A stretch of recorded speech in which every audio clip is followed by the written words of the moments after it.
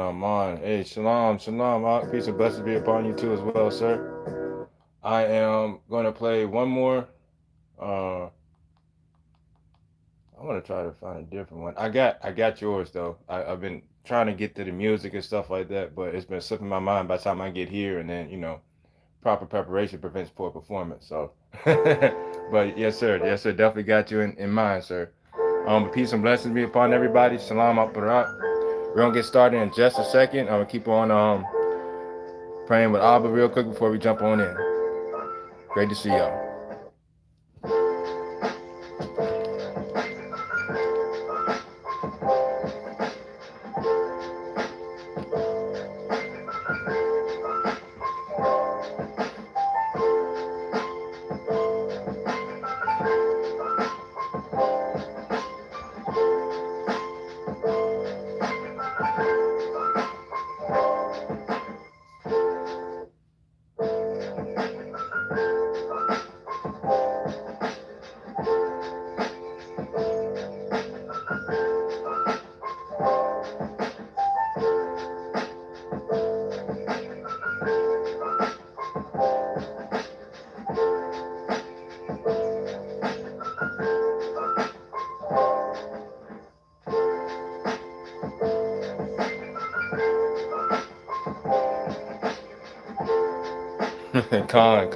Khan. Salute to you too, sir. For the understanding mind, sir. It's definitely a value nowadays, for surely, for surely.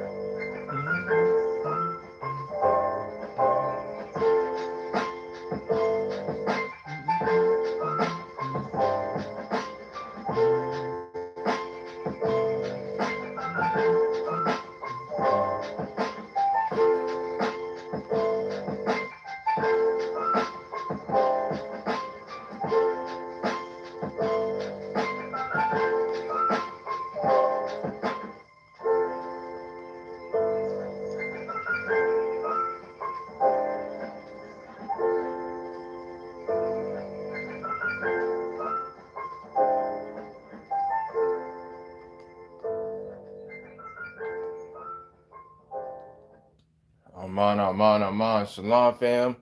Shabbat shalom.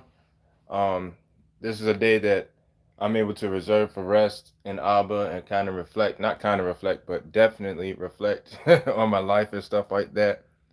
Um, Again, not to go too deep, but this one, we came out of the Testament of the 12 Patriarchs. We just came out of Benjamin last Shabbat or last Saturday. And leaving out of that, we're still on that. We're still going to be on Benjamin. We're still on Benjamin because we're still going to talk about Esther, David, which is Judah, but then also what's the name? Oh man, Paul, and then Priscilla and Aquila, right? Um, so coming out of this, we've been talking about. I've been noticing that this is a cave season, right? And we're going to be going more along against that. This is more along with that. This is going to be a testimony type of study because before, if you're with me before, this is kind of how we did it anyway. I would just come forth with what's been like worked with me or been on my mind or been apparent during the week, and I would look for scripture in that. And then when I look for scripture in that, it becomes a study a study lesson, a study session. Not to offend, but to comprehend and to edify, right? But before we get started any deeper, we're gonna go ahead into prayer. Abba, to die for another day, to die for another time, to be able to study and to be able to reflect, because this does help me as well continue on in my life properly and with a firm foundation and a firm stance. To not take anything that's not of you, to be able to see and decipher, to be quick to flee, but that meaning to be quick to be able to separate what's going on, being quick to see what the work is being done, and if there is no work, to be able to go with understanding because there is a lack of work, but to be able to be with you in all these times. And I pray that during this, um, it is a testimony, so I may not be caught up in the moments of what happened, but more so in the lesson of what was brought forth from that, because that is what you have us to dwell on for today. And that thank you for family, to die for um, everybody being able to come in today safely, being able to stay in your will, to be able to hear your will, and may the words of my mouth and the meditation of my heart be acceptable in your sight, to bring it all together. Asham, your righteous hand of righteousness, Yahweh, Asham, Yahashphai, Asham, Ravak HaKodash, Aman, Aman, and Aman. So, we're going to get ready to get going. So, with this being a time of cave season, that's what we've been led to studying on, and we're still there. We're still there. I talked about last week about talking about David for a little bit.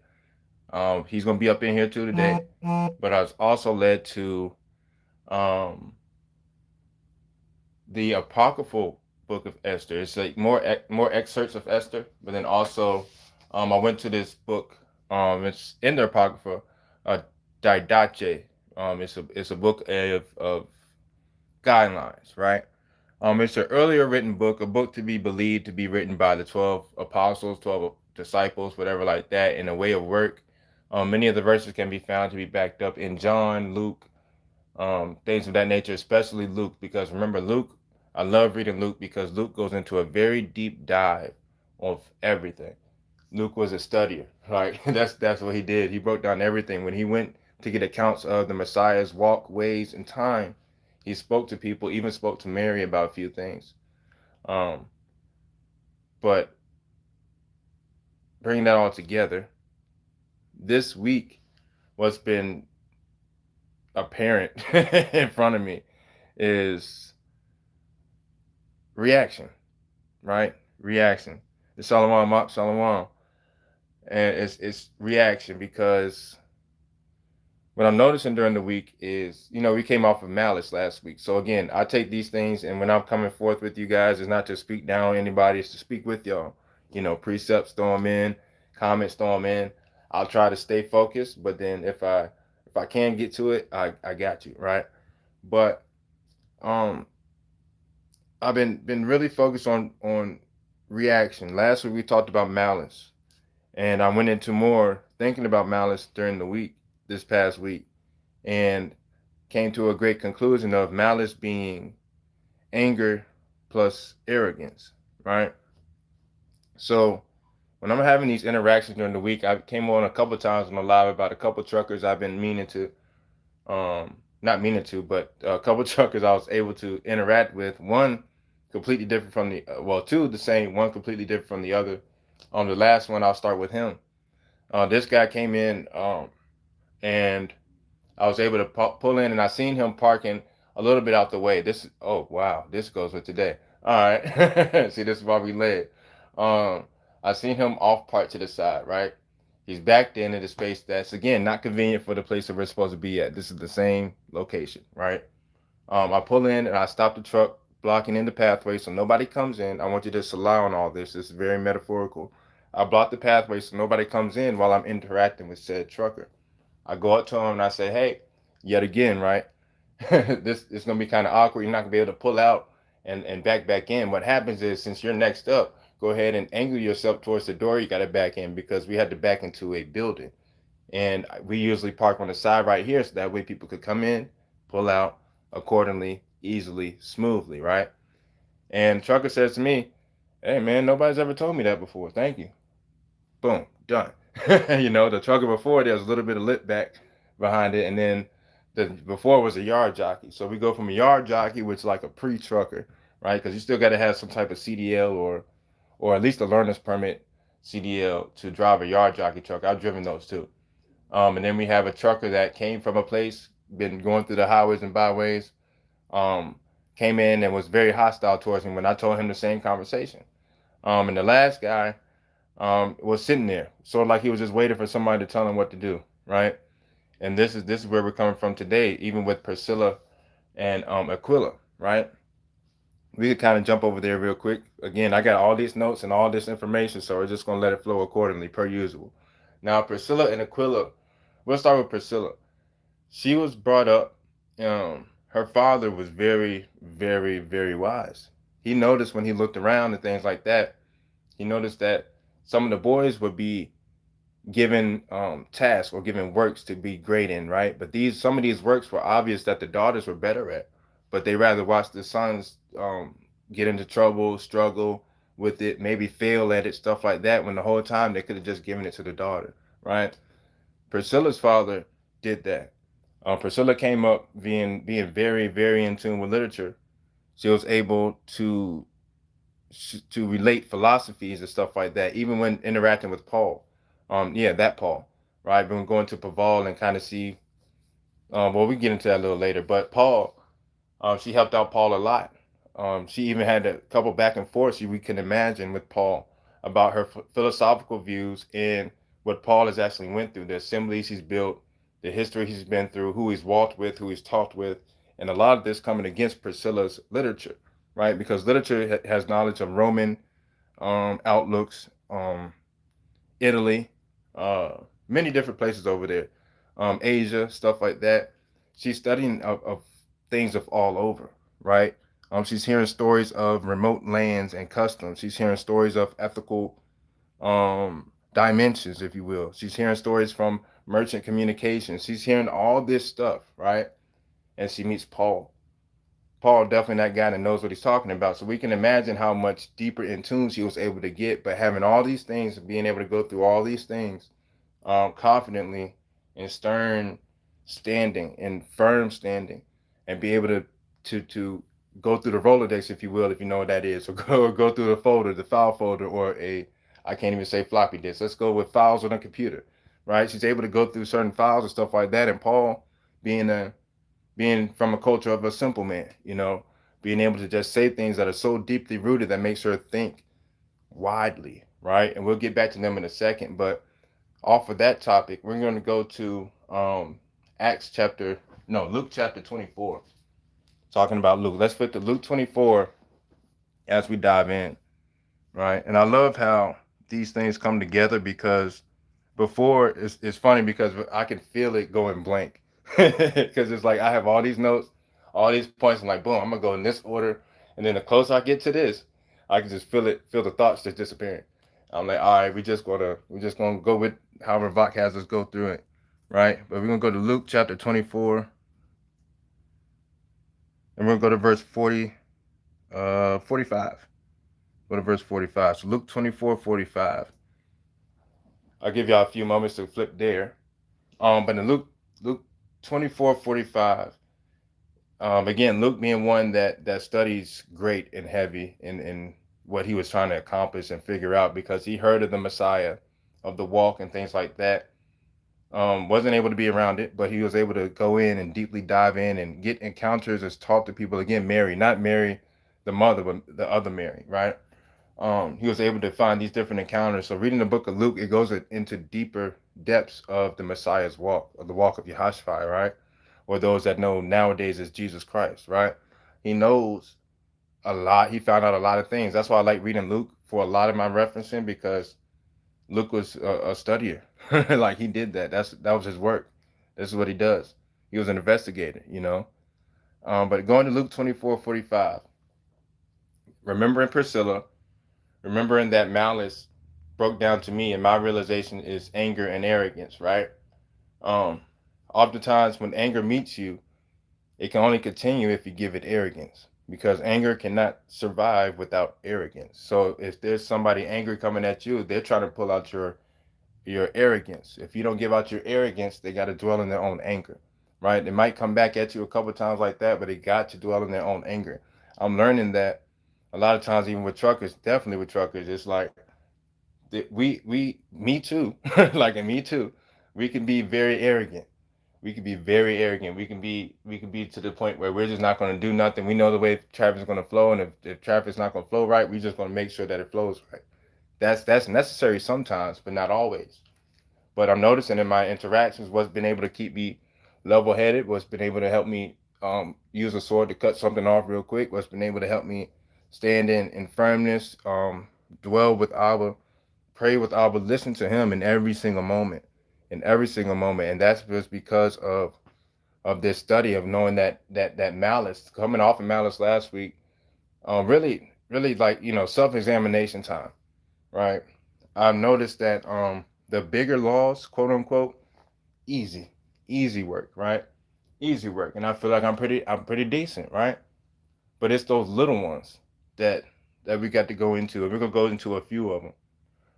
A challenge even to pick one for a week until you get that thing down pat, at least to the point where if you miss it, it comes up where something reminds you or triggers you of it or something like that.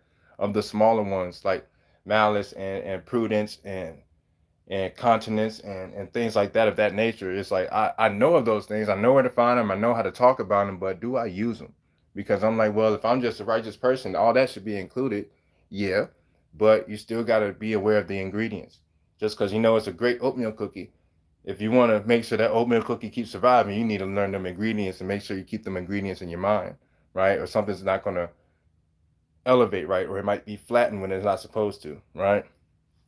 So Luke 24:45. This work with Priscilla also. I started out talking about her and Paul, how she came up, her father had her in the work of literature and philosophy. She was very philosophical. She was, matter of fact, in the letter that Paul wrote back in Romans, he put her name first. They worked tightly together. Her husband, a tent maker. We're gonna get into more detail of that too, but her husband is a tent maker, um, dealing with cloths that are of for hold on that are of four corners, right? So that's a salam moment right there. From the four corners of the earth, he would have to. We'll talk about him a little bit, and let's talk to him before we get to Luke 24:45. We're gonna get there though. That's gonna be our first scripture we're gonna read. Um, so Aquila, or Aquila, um, grew up as a tent maker, right? His work, he needed a mallet, a needle, and a cord.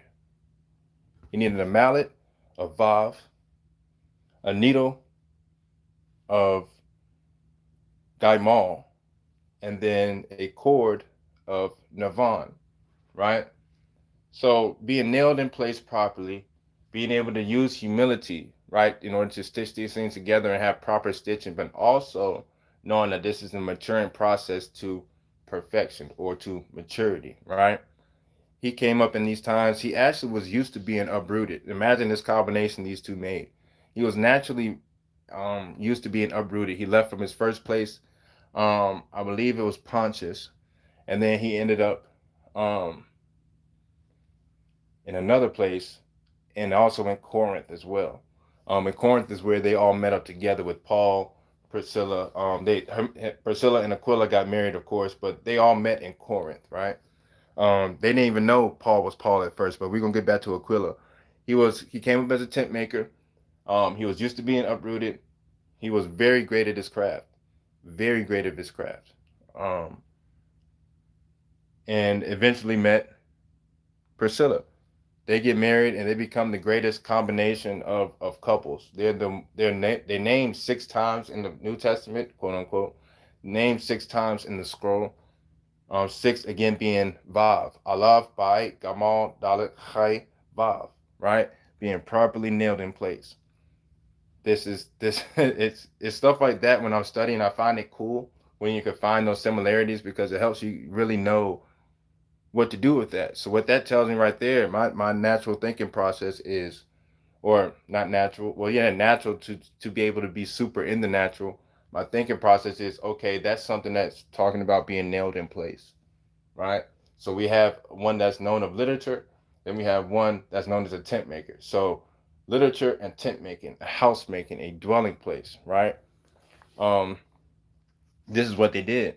And reading about the backgrounds and stuff like that, especially Priscilla, it helped me also learn that we're going to need to know about um, philosophies and remote land customs and ethical dimensions and merchant communications and knowledge of what's going on around us, right? And social interaction cues and better ways and better advances in that. We can see all of this from Priscilla and Aquila, right? I'm not gonna go too deep into it because I'm led to kind of challenge people to take this and dive deeper. Um, I'm gonna give you what my testimony led from, but it goes deep into what I'm even touching on right now because this is just my testimony. A certain aspect of this might speak to you. Matter of fact, after this, I'm gonna post the video that I started watching. I haven't even finished watching it. It's like 3 hours long, but I'm gonna post that in Discord for those that are on Discord, so y'all can go ahead and check that out and see what resonates in you, right? Um, but Priscilla and Aquila, they were getting to the point where they had to meet somebody named Apollos. There we go. All these Greco and Italian names. Um, but they met him, and he was a preacher, and they had to help him properly speak, right? Essentially, when we're going through things, we're helping people learn how to properly speak. That's what I'm learning. Even with all my interactions, the last bit of interaction is just like a thank you. You know, they're going to take that experience and they're going to take it and move it forward, so that way they're able to do it again. You're teaching people how to speak because there's a lack thereof. Naturally, nobody's fault, nobody's fault, but there's naturally a lack of speech, right? Priscilla was great in speech. Aquila, maybe not so much of a speaker, but a great worker, um, of a tent maker. It helped me realize some things, even about the Hebrew character, right? And we're gonna get to that in a second too. But let's read Luke chapter 24, verse 45, and then we'll get to that. So Luke 24:45, it says, talking about the Messiah, talking about Yehoshua. And this is when he's after the crucifixion, there's a resurrection, right? And this is him coming back and talking to them and letting them know that he's back, and them kind of confused, like, how we even know it's you, bro? You know, how do we know if it's even you that really knows? Because I've heard about these things we're going to be confused about and stuff like that, things of that nature. So it reads, I'm gonna start at verse 45. It says, then opened he their understanding, that they might understand the scriptures. Actually, let's go back to verse 44. Um, oh no, let's see. Let's go back a little more. Okay, yeah. So verse 37 and on, they're pretty much they're testing them right now, basically. Or he's letting them. He's basically speaking them to Scripture, right? Not speaking Scripture to them, but speaking them to Scripture, right? Um, if you could see in verse 42, it talks about the fish and everything like that to see that he could eat, because naturally, if somebody wasn't alive, they wouldn't be able to eat or digest, right? Um, they were aware of this, not being witchcraft or anything like that. This is just a proven thing, proven fact, right? And then verse 43, he took it and he ate it before them, right? Oh, we're gonna bring that back too. So he took it and he ate it before them, essentially meaning when we read in Esther 2 as well, there's gonna be a point where you got to be able to live in a certain way. You got to put yourself into a certain place and ask for Abba to guide you through that place. So in order to relate to somebody, you must put ashes upon yourself, right? Essentially, that's what we walk through. We walk through malice. We don't bear malice. So this would include or represented by ashes, things burnt, things for things required in order to ask for supplication in a way from Abba, from the righteous direction of his Yah or Yavad of his hand through Yahavah, which is the righteous direction of Abba, right? Um, verse 43, it made me think about that because it's like, hey, he took something of them and ate it before them and showed them even still he is the Messiah, right? So us being in the work of the Messiah, that's what I mean more so of sometimes well, essentially all the time, we're going to have to remember that we're walking around with ashes upon us. Like we're going to have to. It's going to be a place where we're going to have to walk through some things, right? But he ate before them, and then verse 44, he said unto them, "These are the words which I spake unto you while I was yet with you," previously, right? That all things must be fulfilled, which are written in the book of the law of Moses. This is everything that was written in order to hold things in place, and everything that was written in order to bring things forward of the law of Moses. The law of Moses went against and covered against multiple sins to keep people in the way. If you son, if you sinned, you would have to make a sacrifice, right? Um, so all these things are included, right? They must be fulfilled, not just the righteous things, not just the coming of the Messiah, but everything that the law of Moses, quote unquote, went against, right? These things must be fulfilled. So be aware of these things. Be aware of the ashes and um, garments suitable for weeping and mourning, right? Instead of various precious ointments, right? When we walk through like that, the various precious ointments is gonna make people not even want to hear from us, right? If you walk around with that high mighty and nose stuck up in the air, I just know it all, right? They're not even gonna want to hear from us. But if you put on that ash, they're gonna see you in a place where it'll be surprising sometimes where you come from. They'll see you in a place where, hey, me too, or hey, this guy just can't even mean this. I don't even know what I was thinking. Like this guy's definitely just trying to help me out, right? It'll help you bring things together because I saw a video on TikTok talking about evil spirits, right? Or they call them demons. But he was very accurate in what the brother man was saying, right? he was like, he said, he was like, they move quickly, right? They rush. Think about social media. I think Sis sent this video too. I had seen it before, and I thought I shared it, but I didn't. But I'm glad she put it up there because it put thought back in my mind. But he was like, they move quickly. Think about social media. Think about internet. Think about high speeds. Think about um, anything. They move quick. What is the one thing that the law tells us to do? Be quick to hear and slow to speak. Right? They're quick to speak and slow to hear. That's the difference. That's how you can tell when you're dealing with a different type of spirit. A spirit that's not even hearing you yet, but will eventually. Because why? You got to be quick to hear and slow to speak to counteract the quick to speak and slow to hear. Everything that's written is to help us flip the script on, in a sense, right? Um, very important, very important. So let's keep on reading. um, and in the prophet. So let's read 44 again. And it says, Luke chapter 24, verse 44. And he said unto them, These are the words which I spake unto you, while I was yet with you, that all things must be fulfilled. So when the work of the Messiah, right? We're in tune with that already. We're past that. We're Gucci, right? So We can also see this now, right? Now that we got to a certain place, we can see this now. The words he spake unto you when he was yet with you. That's everything, even down to Psalms 22 when he was on the top, when he was on the cross, right? Um, the words which I spake unto you while I was yet with you, that all things must be fulfilled. Nothing is vain, which are written in the law of Moses and the prophets and in the Psalms concerning me, right? Not just that specific crucifixion, but like the scripture says, us being a follower of the way, we're going to be in those same positions, right? We're going to be in those same exact positions, but we got to know how to not bear malice, right? And that's being able to walk through it. That's being able to call it out. That's being able to call a spade, right? And then praying and fasting after that. Just like Esther was able to. That's why I was getting those examples from a little bit before. When I read Esther, it'll sound like that again. it'll sound familiar because I use that, right? But verse 45, I'm gonna stop right here. It says, "Then opened he their understanding that they might understand the scriptures." Right now, I'm gonna read to mm, I'm gonna read till I'm ready to stop. Right. They opened he their understanding that they might understand the scriptures. Basically, he spoke them to scripture.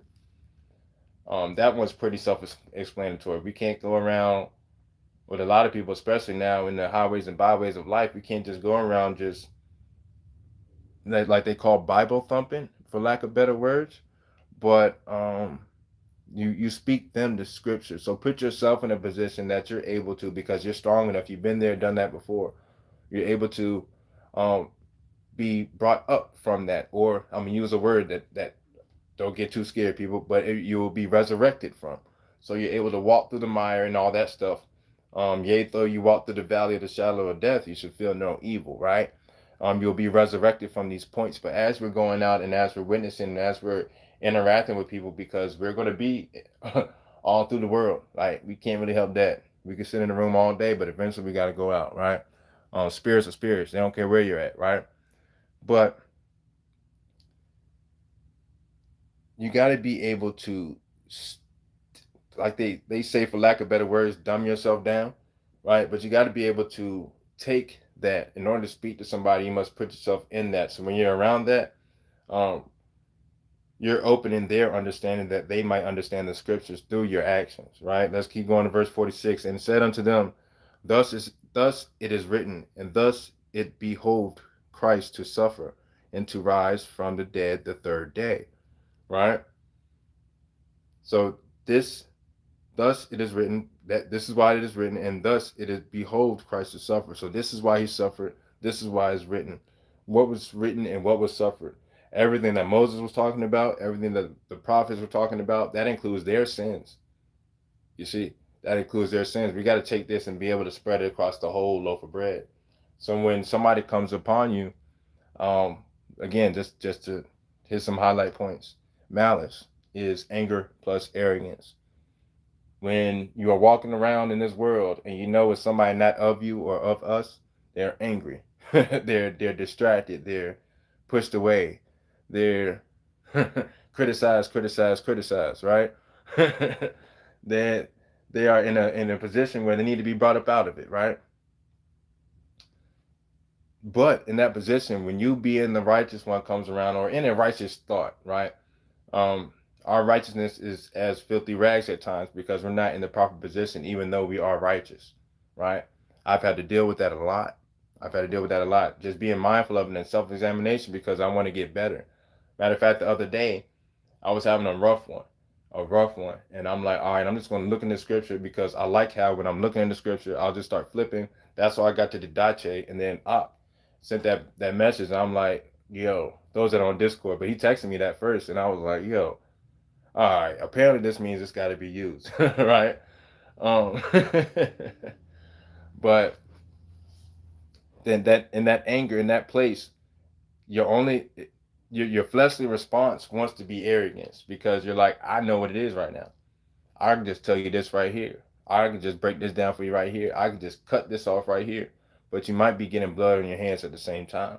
You might be destroying somebody so much that they're not able to fight and learn how to fight whatever spirit has them in that low solely place, they're not able to fight that if you're just immediately boom, quick to cut it off. You gotta let them suffer in there a little bit too, right? All these things together, all these things, which was the prophets and which was Moses and everybody before that, all the way to Adam, Messiah being the second Adam. These are all the sins, not just the law, right? These are the sins that the law attempted to cover, and if everybody would have stayed clean, it would have not required the Messiah coming about so much, right? Even all the way back to Adam or Adam. We could go back there if that was too close and recent for you. We'll go back to Adam. Same thing over there, right? But these things, like I said, you must spread it across the whole piece of bread. You can't just leave it on half of the bread and be like, all right, cool. I know what peanut butter looks like, but ain't nothing like a peanut butter sandwich if the peanut butter ain't spread across the whole piece of bread. You can't just put it on the corner, right? Just again, Aquila. That's why I started out with that in the tent. He was great with working with four corners. He was great with stitching. He was great with putting things together. He was a tent maker, just like Paul. There were certain stitches you had to know, certain measurements, certain angles, certain threads. Again, with a mallet, a needle, and a cord. This is what we walk with daily.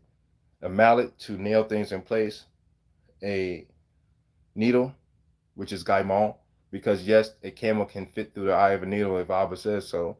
And then three, a cord, right? This is Navan. Those that know the character Navan, let me find a piece of paper to write on real quick. And this was just me meditating on it, right? But right to left, this right here is the character Navan. It even looks like a point where, because those that stitch, those that know how to sew, you got to tie the end of a knot, right? So say this is the needle right here, right? So we got the needle right here. So you pull that string through, that knot is going to prevent that from going through, but it's still going to be a cord. It's still going to be a way to perfection or a way to maturity, right? This is the mature point. It's not going to let anything go too crazy, even though it might seem like it's loopy, even though it might seem like it's out of sorts, even though it might seem like it's out of whack, right? Um, it's still in righteous direction. It's still in motion to perfection, right? So thinking about tent making, even in the Aleph Ba'ite, right? Now that I'm thinking about it, I can kind of see why things might have gotten changed over time. Another example of Ba'ite, right? We're gonna talk about David in the cave, right? Right here. But then also sometimes in I forget which version or whatever, but there's a version and it talks about the tent. Or it looks like this, and I'm talking about the tent. But it looks like this and it appears like a tent, right? Because it's always a straight line to something, but sometimes it's curved. It's either a straight line or it's either curved. It's either a tent or it's either a cave, right? There are different things found in these different areas of things like that of that nature. But not going too deep into that. That's just some more random thoughts as I was going through study. But yeah, a lot of salah right there, a lot of it as well, right? Um, so let's go back to the next point I'm getting to, right? So we got malice, things nailed in place, mallet, needle, cord. We got the illustration. Those that need to run it back right there. But I really want to go back to verse 46 because this led me to somewhere else. Essentially, that's what this is. I'm just showing my process of how I was able to link things to the next thing, to the next thing. Things are going to resonate with people, Ravak moves in many different ways.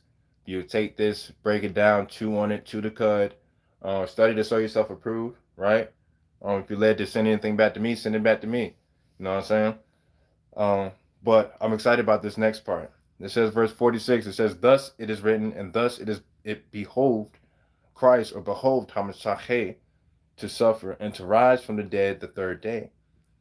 Verse 47, and that repentance and remissions of sins should be preached in his name among all nations, beginning at Jerusalem, right? Beginning amongst your brothers and sisters, because to keep it a buck, all I see is arguing. Like, ain't nobody calm.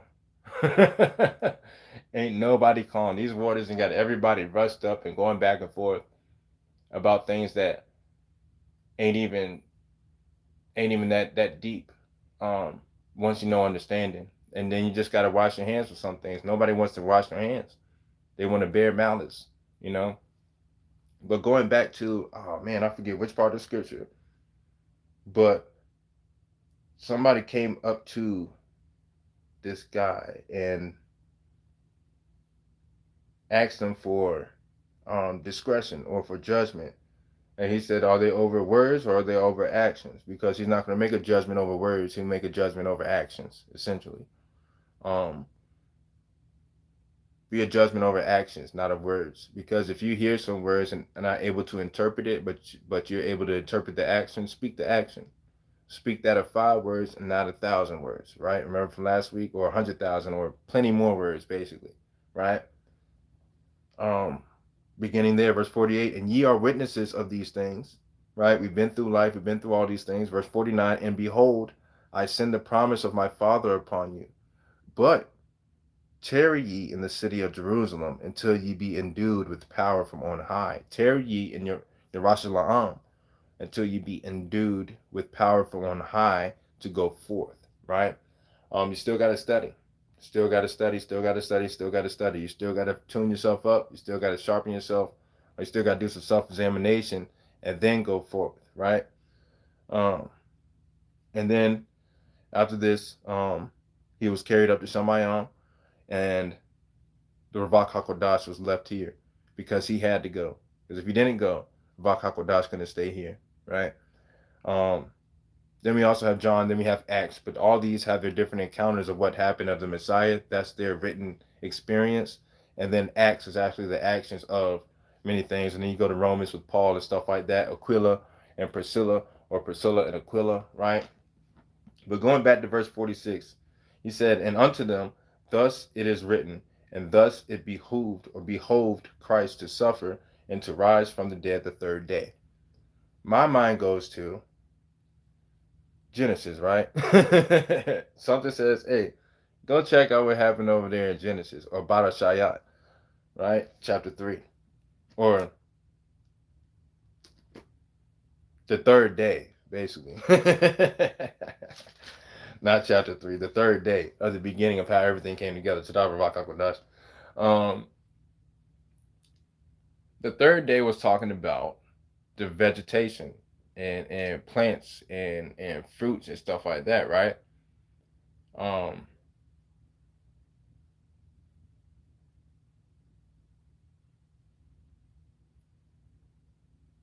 Yeah, it said at the beginning of that. I was trying to find where it starts at. It says, and Alachayim said, let the waters under the heaven be gathered together unto one place, and let the dry land appear. And it was so. And Alachayim called the dry land Arat, and the gathering together of the waters he called seas. And Alachayim saw that it was righteous. Verse 11, Alachayim said, let the earth bring forth grass, the herb yielding seed, the fruit tree yielding fruit after his kind, whose seed in itself upon Adat, and it was so. And earth brought forth grass, herb yielding seed after his kind, and the tree yielding fruit, whose seed in itself after his kind. And Alachayim saw that it was righteous in the evening, and the rising, or the third day. Right? So we had the evening and the rising with the third day. Y'all know when I was talking about before, we're gonna keep on hammering this in. What we learn from the day is what we rest in towards the next day. So from evening to rising, in the evening, what was learned in that evening? It was learned of the herb yielding seed, the tree yielding fruit, um, etc., etc. And that was going on towards the third day. So what was learned previously will be carried on to the next day. This is where I got that concept from. Because when you see stuff in the scripture, um, I thought about humility first, right? But anytime the Messiah is talking, I'm waiting for a cue to look at Genesis or Barashayat, right? Or Bereshit, right? Because every time the Messiah talked, he talked in metaphors. He talked about the beginning of things. He talked about the origin of things. He talked from a garden mindset. This is all a garden. Earth is a garden. So every time he's talking about things and rising back up, especially on the third day, I'm like, all right, let's see what happened before on the third day, just to see it, check if this has any resonance. If it doesn't, it's not something that you should try to force to make sense. You know what I'm saying? But we can see right here, he was talking about in Acts. Oh man, I just ripped that up. No, Luke 24. The end of Luke 24. I'm going to read that verbatim. It says, thus it is written, and thus it is behoved Christ to suffer and to rise from the dead the third day. Right? Rise from the dead the third day. Third day representing Gaimon in a way too. Um, but the third day, wondering what happened on the third day in creation is what we just went through. Because we see now on the third day of creation what was happening. A whole lot of life. A whole lot of herb yielding seed was coming forth with fruit. And well, the herb yielding seed um, brought forth herbs. Grass started growing. Fruit trees started yielding fruit after its kind. These things, all this resignation, all these recollections, all these resurrections things, right? These things are coming from the ground. These things are being resurrected. These things have come from a place of being planted. A place of being planted is a place where everything is just mapped out. You get what I'm saying? Everything has a place. Like, say, if you got all your cabbage over here, you got all your corn over here, you got all your, stuff over here. You have things planted, but it hasn't brought forth any fruit yet. Before this point, we can see now, and we could also say that everybody was planted, still waiting on the Ravak Hakodash. That's what brings us up. That's what resurrected Jehoshaphat, right? Of course, Abba, through the work of Ravak Hakodash, right? But all these things had to happen, you see. Um, but as we're going through and interacting with people, we can see that we're bringing forth what's growing from there. What that seed is not our control. It's out of our control. But what we can bring forth is something that they can see, right? We're going to speak them to scripture, right? We're going to see the grass that grows from that. What kind of seed is it? Is it crabgrass, or is it grass, or is it bush grass, or is it whatever, right? We're going to see herb yielding seed. We're going to see if that's a banana, or if that's a apple, or if that's a orange, or things like that, because these things, just like some foods, they represent, or they correlate, or they can see, you can see a similarity in a body part versus a fruit. So these things work together as well, right? Um, and all this came from earth. So as we're walking amongst people, and as we're walking through malice, but not bearing malice, we're essentially stomping down seed on the ground so that when water hits it comes back up, right? According to its work, according to its seed, right? A lot of times, but again, what we got to be careful of to not get thrown off of this track is be careful of arrogance. Arrogance. Be careful of that, because arrogance is the only thing that's gonna get you caught up in anger. That's the only thing. Because if you don't get caught up in anger if you're not arrogant, right? You got to watch the arrogance, because that's what we could say would cause something not to grow, or it might off something from the seed, or it might just destroy the ground, right? Arrogance is too much of something in one moment. Anger being the foundation, that's all it really needs, right? It could be snuffed out like that by itself, but when you add arrogance, or if you overwater it, you drown it. You know, you off it. You do too much. You see, we got to be careful with a lot. Um, Even with the arguments, things ain't really worth arguing over. A lot of things aren't. Definitely stand your ground, right? Definitely don't let yourself be disrespected. Definitely respect where Abba has put you. Definitely demand respect where Abba has put you, right? Don't walk around just being a pushover all the time, but expect when you stand on ground, the 10 toes, and they've seen you as a person that hasn't really before, because you've been patient, because you've been letting them fight that spirit. But as soon as you step in and say, "Hey, all right, we ain't finna do this no more," expect some backlash. Expect it, because it's a spirit moving amongst things. Um, Again, that's not arrogance, that's righteous. But if you keep on pushing it, keep going, and just want to settle it, just want to cut it off so it's never even been brought up again, you know what I mean? Things had to be brought up, and things had to be pruned. Things had to be brought up, and things had to be pruned. Right? This is our work. This is what we're here for now. Did I ask for this? No. But this is what I'm here for now. This is what I have here now, and it's something that I love, because I would have no other purpose. I don't know what else I'll be doing. Like, if I wasn't doing this, I don't know what else I'll be doing. I'll be wasting time, right?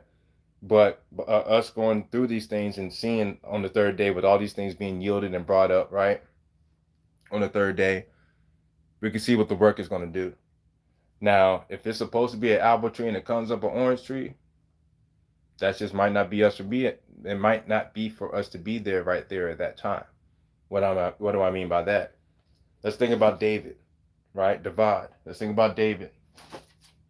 David was one that was in a cave, right? David was one that was running away from Paul. Okay. Um, let's think about what's in a garden though first before we get there. Um, the better the soil, the more that crawls inside, right? The more life is inside, from bugs to microorganisms. These are searched out by the bats that are in the cave, like David saw. So when David's in this place, David's a very observant person. He's going to notice a lot of things. He writes psalms and hymns, right? He's in a place where these things eat these things. So he's around the nature of these things, right? He's around the nature of the bats. He's around the nature of creepy crawly things, not locusts or crickets, but more so more beetles and stuff like that, right? Um, but these are found in the cave, right? David was in a cave running away from Saul. Let's put all this in perspective, and we're gonna salah on a lot of this. While I'm saying it, salah on it, let it replay in your mind. If you gotta watch it back, if you gotta pause it here and then catch up later, cool. But I've already marinated on this, right? So David is running away from Saul. He runs to a cave, right? We just looked at the illustration of a cave in a tent, both being ba'ite or bait, the righteous house or righteous dwelling. These things were built by Aquila. They were influenced by Priscilla, right? Philosophies and tent making. That's what a lot of this is. Philosophies and tent making, right? So David's trying to escape Paul, and he runs to a cave. In that cave, he's going to see bats, probably, right? He's probably going to see some spiders. Probably going to see some webs. Spiders going to weave webs that have wisdom, that catch things flying. And when you get caught there, you get caught up in a web of wisdom, or you're getting caught up in a web. Well, it is wisdom either way, but a wisdom of wickedness or a wisdom of righteousness, right? In that cave, David saw life. I was listening to Brother Dorsey. He said something. I said, "Yo, I got to add that. I'm hearing these things for a reason." But he was like, and I took that, chewed on it before I brought it forth before y'all. But it checks out. It checks out. It was an epiphany to me, like we say nowadays, but or recollection, basically. I'll say that from now on, a recollection. um, he was like, at first, all we saw was life. Life. That's it. Life. But then it got turned into righteousness and wickedness. Okay? Before we just saw life. Salah. Now we see righteousness and wickedness. But if we're just seeing righteousness and wickedness, that implies or enforces that we pick a side, either righteousness or wickedness. This is where I started going deeper with it, right? It implies that we choose a side, righteousness or wickedness. We come from a side of righteousness, fight against wickedness, or they come from a side of wickedness and fight against righteousness, right? But what if you only see it as life? What if you only see it as life? What if that knowledge that they stumbled across was just a separation of things? Nothing that you would surely die from, but something that would make your mind have the biggest headache in the world. What if we only just saw life? That's what I've been telling myself all this time. Just see life for what it is. Speak life, right? Just see what it is, where you are, what you're in, what's going around, even the surroundings, who's possibly listening, who's possibly watching. Abba's always watching, right? But if you just saw life for life, you know, um, it helps you come back to peace, for sure. Like I'll get into, or I'll see something and I'll just be like, man, that just grinding my gears. But then I just say, hey, that's life. That's life. That's way easier than saying, hey, is that wickedness or righteousness or something? Because we could be in an instance and our righteousness could be as filthy rags. We can have the righteous intent but be completely off base, right? And then we might chase the off base moment and continue down the off base path and forget to abound from that place and just stay low and use base words and be in a base place and not even learn that lesson. What we got to do is the opposite. um, in the beginning, blew the, he breathed the breath of lives into Adam. He breathed life into Adam. That's it. He told Adam not to eat of that tree because what? That tree gonna confuse you, my boy.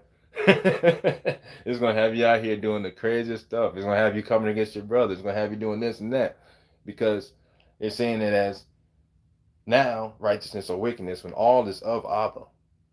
If it's here, it's created by him. He is the seed planter.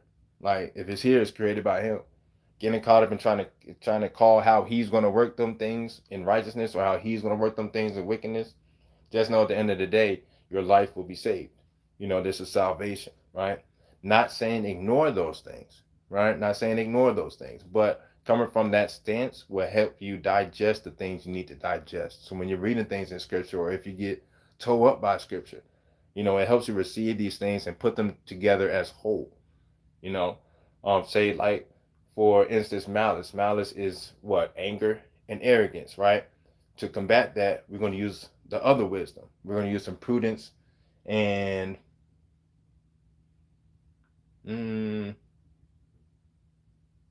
continence. No, yeah, we can use that because continence is talking about the holding the bowels, right? Holding things together, being able to have something digest in your stomach, but hold it in there, to prevent extra defecation or upchuck kamaru the other way, right? You're able to control these things. If something's too strong to drink, right, you're able to control that thing, right?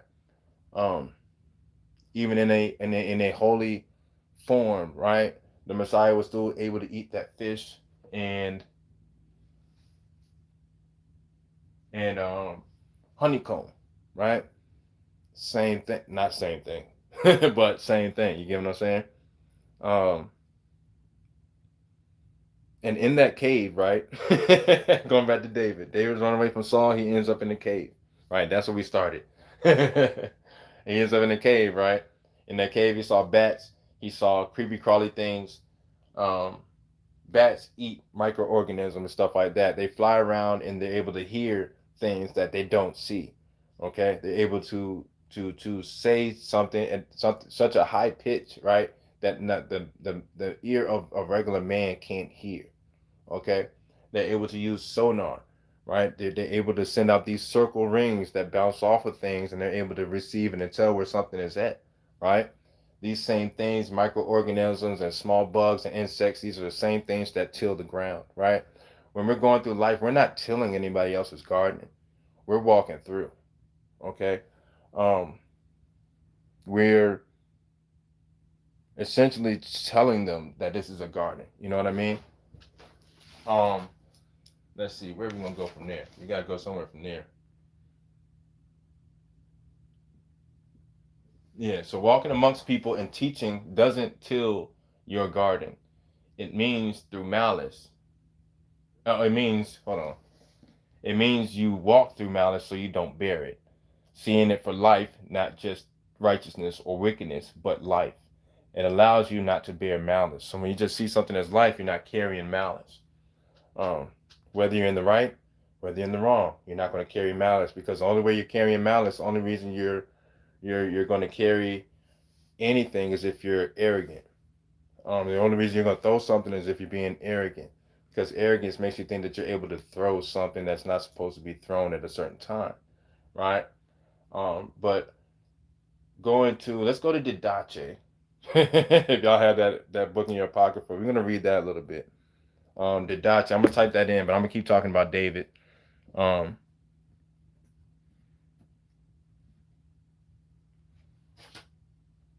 let's see, chapter 1. We're gonna go chapter 1 and chapter 2. All right, and 2. Okay. So again, what you got? What you got? The carpenter came back as a gardener. The first gardener was Adam. See, still with mallet and nails, right? Walk about through the gardens. I'm on.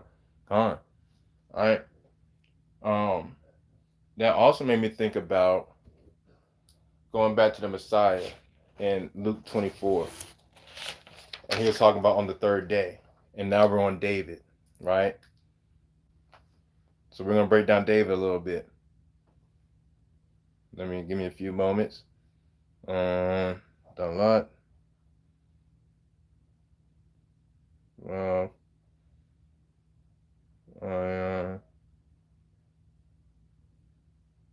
done a lot. Okay. So we got David right here, right? So we got the door that is nailed to place, right? That receives what is nailed in place to make it or bring forth an image to be able to be seen through the door. Whatever that door is, whoever that door is at that time, right? But let's even go with this illustration. When I was reading about the third day, when there should be herb yielding seed, and then all the grass will come forth and the fruit will come forth from the tree, right? So when we start writing dalat, it starts out like this, okay? Um, Now there's a covering, right? So think about a seed being dropped right in here in this hole, right? And essentially what we do when we walk around, we take the bar and we cover that seed. So when that seed grows, we're able to see if it's flowers or if it's a rose, right? Or, excuse my quick sketches, or if it's a blade of grass, right? So the door shows you exactly what's to be coming out of that, depending on the image you're walking around with, depending on what you have nailed in place, depending on where you even started from, right? That's what's to be shown through here. Because again, you could come with extra water, no seed. What's that's going to be? Just a hole, right?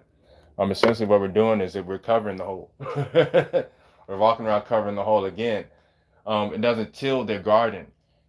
It just it just moves the malice, right? Moves it out the way so that way they're able to see things.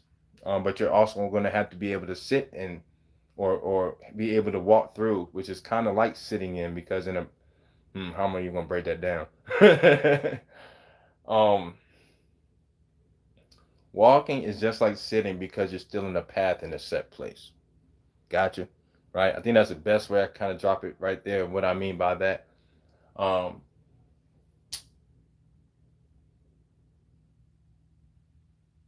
let's see.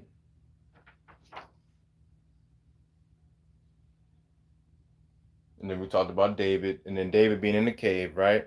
Boom, David being in the cave, and then even in that cave, remember that 400. There was still a certain amount of people, 400 people that were still sent there in his place of dwelling when he's trying to figure out what's going on, or when he's walking through, he's trying to get himself together, going through malice and stuff like that. Even at that point, he's still brought forth, or work is still brought to him, if that makes sense, right? Even the title of this, supplications versus resistance level. Um, you'll be supplied with something, and there will be a resistance level. There will be a connect. One second. One second.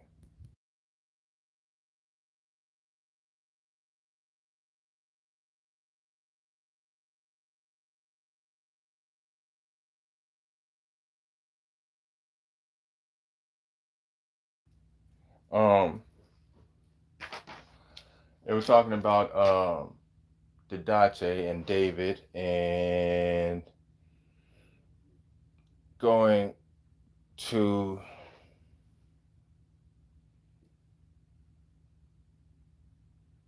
mm, mm, mm,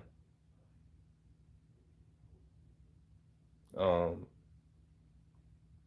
I'm sorry. Usually it's quiet in here, and I'm hearing a lot, so I'm gonna have to, I might have to start back a little bit and find my grounds and then move forward. Um, one second. So we're talking about David. David's going to one second. One second.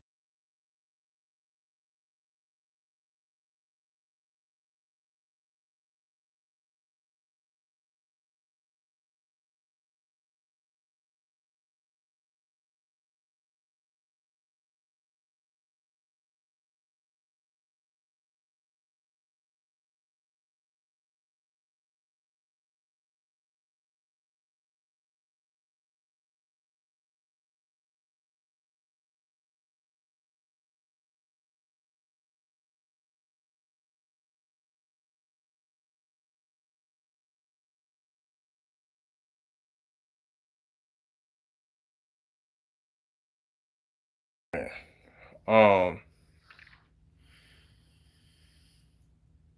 hmm, Okay. So David's in this place where even when he's in his dwelling place, even when he's in the cave, there's still a market. There's still a work that's being brought to you. There's still being a work that he has to do in this place, right? That place is either it's going to be filled with bats and be filled with um bugs or creeper crawling things. These things work the ground. We're going over to the dot. Okay. So in this book, again, this is a book that's believed to be a work of the apostles, the 12 apostles, right? Um, they're supposed to be. It's really a guideline, right? And a lot of things that's read and seen in here is a correlation to what is in the scripture. So again, being able to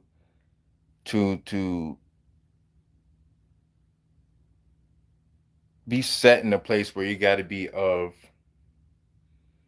No, no, no. Let's go to Esther. I'm sorry, y'all. I'm sorry. I'm getting my grounds back. Let's go to the apocryphal book of Esther. Um,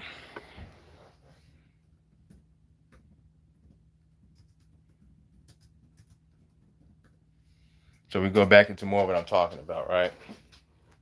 Um,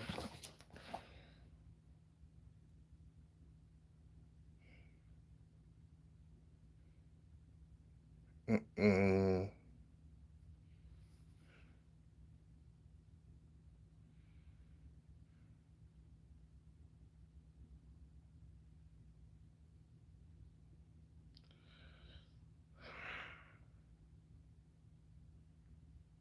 okay, okay. That's exactly what that is going on. That's exactly okay. Boom. Um, fearing the danger that was at hand, had of course.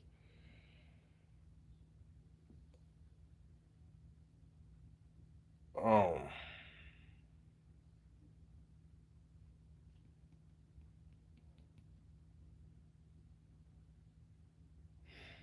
I'm sorry, y'all. Um, there is again a reason why I got into this work and this lesson, and it's still like another test within a test, within a test, within a test, within a test, and it's like, um, you've got to be made aware. You got to be cautious. You got to be aware of what's going on, right? Um, with the mumbling and with the whispers and with everything going on, you're going to have to be able to hear that small voice of Abba. You're going to have to be able to be planted in place. You're going to have to be able to still do the work, right? Um, why? Because in the apocryphal book of Esther, Queen Esther is also a Benjamite, right? And it says right here, Queen Esther also fearing the danger that was at hand, respecting what's at hand, right? Knowing what it is that's at hand, knowing what it is that's going on. Yeah, it's always a test, always. Knowing what's going on, but knowing at that moment you can't really put your hands on anything to do anything about it, right? You gotta let things marinate. You gotta let things do what they do while you're still in your work because the work has to be done either way. That's what we signed up to do. That's what's gonna get done, right? And it says right here, the danger that was at hand had recourse to Yahweh, or recourse, or going back to, or basically like what's being put in the hand of righteousness for a righteous work to come about, for a righteous thing to come about. Basically, like, hey, I know what's going on right now, Abba, but your righteousness, I'm gonna need to put this towards your righteousness so that way you can refine that, right? What does this require? If it says verse 2, and when she had laid away her royal apparel, that means putting away these things, right? Because in this place, you're being really sincere. You're going to have to be in a place where you're able to, again, put those ashes on because that's what we walk with, right? Um, and when she had laid away her royal apparel, she put on garments suitable for weeping and mourning instead of various precious ointments, right? Remember, we were talking about that earlier. She put on garments suitable for weeping and mourning. So, in a place, even now, it's like, okay, I had to remember that I've been in a place like that before, too, right? I've been in a place where, I just couldn't hold my tongue for nothing, right? I had to be in a place where I just didn't care. I just don't see what I'm doing wrong. I just don't see what's wrong with this, da da da da, right? Let's keep going. She put on garments suitable for weeping because we had to come forth from that place, right? So in order to witness to somebody, in order to work with somebody, you had to be able to be in a place, in that same place temporarily, just like the work of the Messiah did. He was able to walk or able to carry every single sin. Not our job, not our job, but we are aware of many things that go along. So in order to see something, as soon as we make eye contact with something, we're making a connection with it. Now we are there, right? So you're in the window, you're looking at war, your mind is now in war, right? Or if you're on TV and you're watching a movie, the only reason you suspend your belief is because you believe that you're there. You know what I'm saying? So let's keep going. Instead of various precious ointments. So at this time, it's like, hey, what's going on right here? I've got to be in the right place, the right mindset, the right condition, right? She covered her head with ashes and dung because essentially at this point, these are the things that are ashes burnt to the ground or dung, what is digested and just left out and just set on the ground, something nasty, something to step on. You know what I'm saying? Something that the sun can still take away the smell of, even though it is dung. You get what I'm saying? We read that last week, right? And she humbled her body with fast, right? So prayer and supplication um, against the resistance level. Again, the name or the title I was led to go with this is supplication versus resistance level. What do you supply it with? What do you see? What's your live action? All right, now what's your resistance level? Are you able to put on that coat or that cloak? Are you able to wear that cloak over the coat you put on? You get what I'm saying? Or vice versa, whichever applies in that moment, right? Um, and she humbled her body with fast, and all the places in which before she was accustomed to rejoice, she filled with torn hair, right? Not just what she's going through right then when she's basically seeing what's going on around her, right? She was accustomed to rejoicing, but in the moment when we're walking through life, we can rejoice, and be singing all types of happy-go-lucky songs, right? And next thing you know, just see something that stops us in our tracks, right? So in that point, where are you? You know, and when you're interacting with people, where are you? You're right there. You're right there with the ashes and the dung, right? So let's keep going. And all the places in which before she was accustomed to rejoice, she filled with torn hair, right? Um, Abba knows every hair that is upon your head, right? But that's still the same hair she's talking about, but now this is broken. So now that one hair seems like two, right? That life seems like wickedness and righteousness when it's just life. You know what I'm saying? Um, there's one cure to life, and that is Abba. That's the righteous way, right? Let's keep going. Verse 3. And she prayed to Yahweh, or the righteous direction of what is spoken into the blood, word, and spirit, which is of Yahweh Sha'al, right? Saying, O my Yahweh, or O my righteous direction, who alone are our king, help me, a desolate woman, right? Woman representing wisdom, as we know, okay? Help me or put me in the place, right? Or now basically boom boom boom. This is what I mean. So she's saying help me right now. Why is she saying help me? Because she has now seen and put herself in a place because she knows even before but knows of the coming of what that work will do of the Messiah, right? Um, but she put herself in a place. This is leadership. You put yourself in a place where you need help. That's leadership. You put yourself in a place where you need help. Not saying that you're just messing up with everything in life, but saying that, okay, when you're in this moment with said man or said woman, right? You're putting yourself in a place where you need help. They're not able to pray to Abba accurately to actually get what they need in that moment, but you are. So when we're walking through life and walking through malice, and what I'm learning through now during the week is that what I forgot is that I'm in a place where I'm able to ask Abba for help that another person might not be ready to be asking Abba for help for because they don't know what to ask for, right? So let's keep going. Again, Esther, a Benjamite or a Banyam Ma'ain, the son of the right hand, right? Or yeah, the daughter of the right hand, but still a son because it's a child of Abba, right? Um, Not being a man, but a seed planter. You know what I'm saying? Let's keep going. And who has no other helper but you, because now she's like, okay, well, I'm apparently put in front of this said person, and this said person is going to do this thing, so I'm gonna step down. I'm gonna take off my royal garments. I'm gonna step down into this with him, right? I'm gonna put my feet in the water, right? And in this place, we're looking from the same view. So now that I'm down here with them, now I'm gonna look up to you, Abba. I see where I am now, right? Just like David did in the cave, right? Just like we're knowing about what happened on the third day. Vegetation's coming up, so we stepping down into that soil. Sometimes you got some manure in that soil. Sometimes you got ash in that soil. Sometimes you got old compost in that soil, but you got your feet, bare feet in it because we grounded, right? We grounded. We in the garden, so we gonna put our bare feet in there. We showing them how to do this at the same time, right? We're gonna put our bare feet in there and keep on going. Shalom, shalom, Sister Mavis. Grandma Mavis, great to see you. This just put a smile on my face. Thank you. um, and a desolate woman who has no other helper but you. So now she's in a place where she has no other helper, but she has to look up, right? So she again being wisdom, right? Because wisdom is known as birthing. So the seed is planted and something is birthed, right? So that what's being birthed is wisdom, right? But we know now that this is just life. We're not gonna be caught up of that's wickedness or that's righteousness, right? Or that's wickedness or that's righteousness, whichever way, right? We're gonna step down in there, okay? And we're gonna be in a place where we're able to look up and ask, right?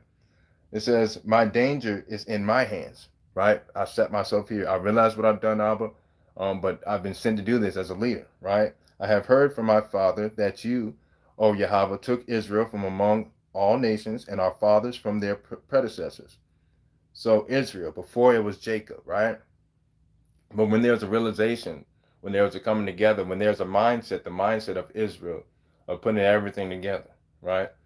Including basically the 12 main ones that they talk about, the 12 patriarchs of Jacob make Israel. You know what I'm saying? Let's keep going. From among all nations and our fathers from all their predecessors to possess them as a perpetual inheritance, a continual inheritance. And you have done to them as you have promised. This is essentially what's happened to everybody that's around us, right? We can definitely agree on that because of deductive reasoning. Obviously, that we're in a place that we know that they what was taken from them is the righteous mindset. Okay, um, and from what they were taught from their parents and from their parents and their parents and their parents, but this is written right in order to possess them, and they lost their perpetual inheritance, right? Or they lost their inheritance, but the reason was to possess them or allow them to be caught up in this thing because um, once it's open, just like the floodgates, he can't close them. That's against his word. Because once he's opened them, they opened, right? Let's see. And you have done to them as you have promised. Essentially what I was saying, right? Verse 6, we have sinned in your sight, and therefore you have delivered us into the hands of our enemies, right? Because she's now in a place where she's now in war, right? Whatever led up to that, but she is now hand in hand with her people in war, right?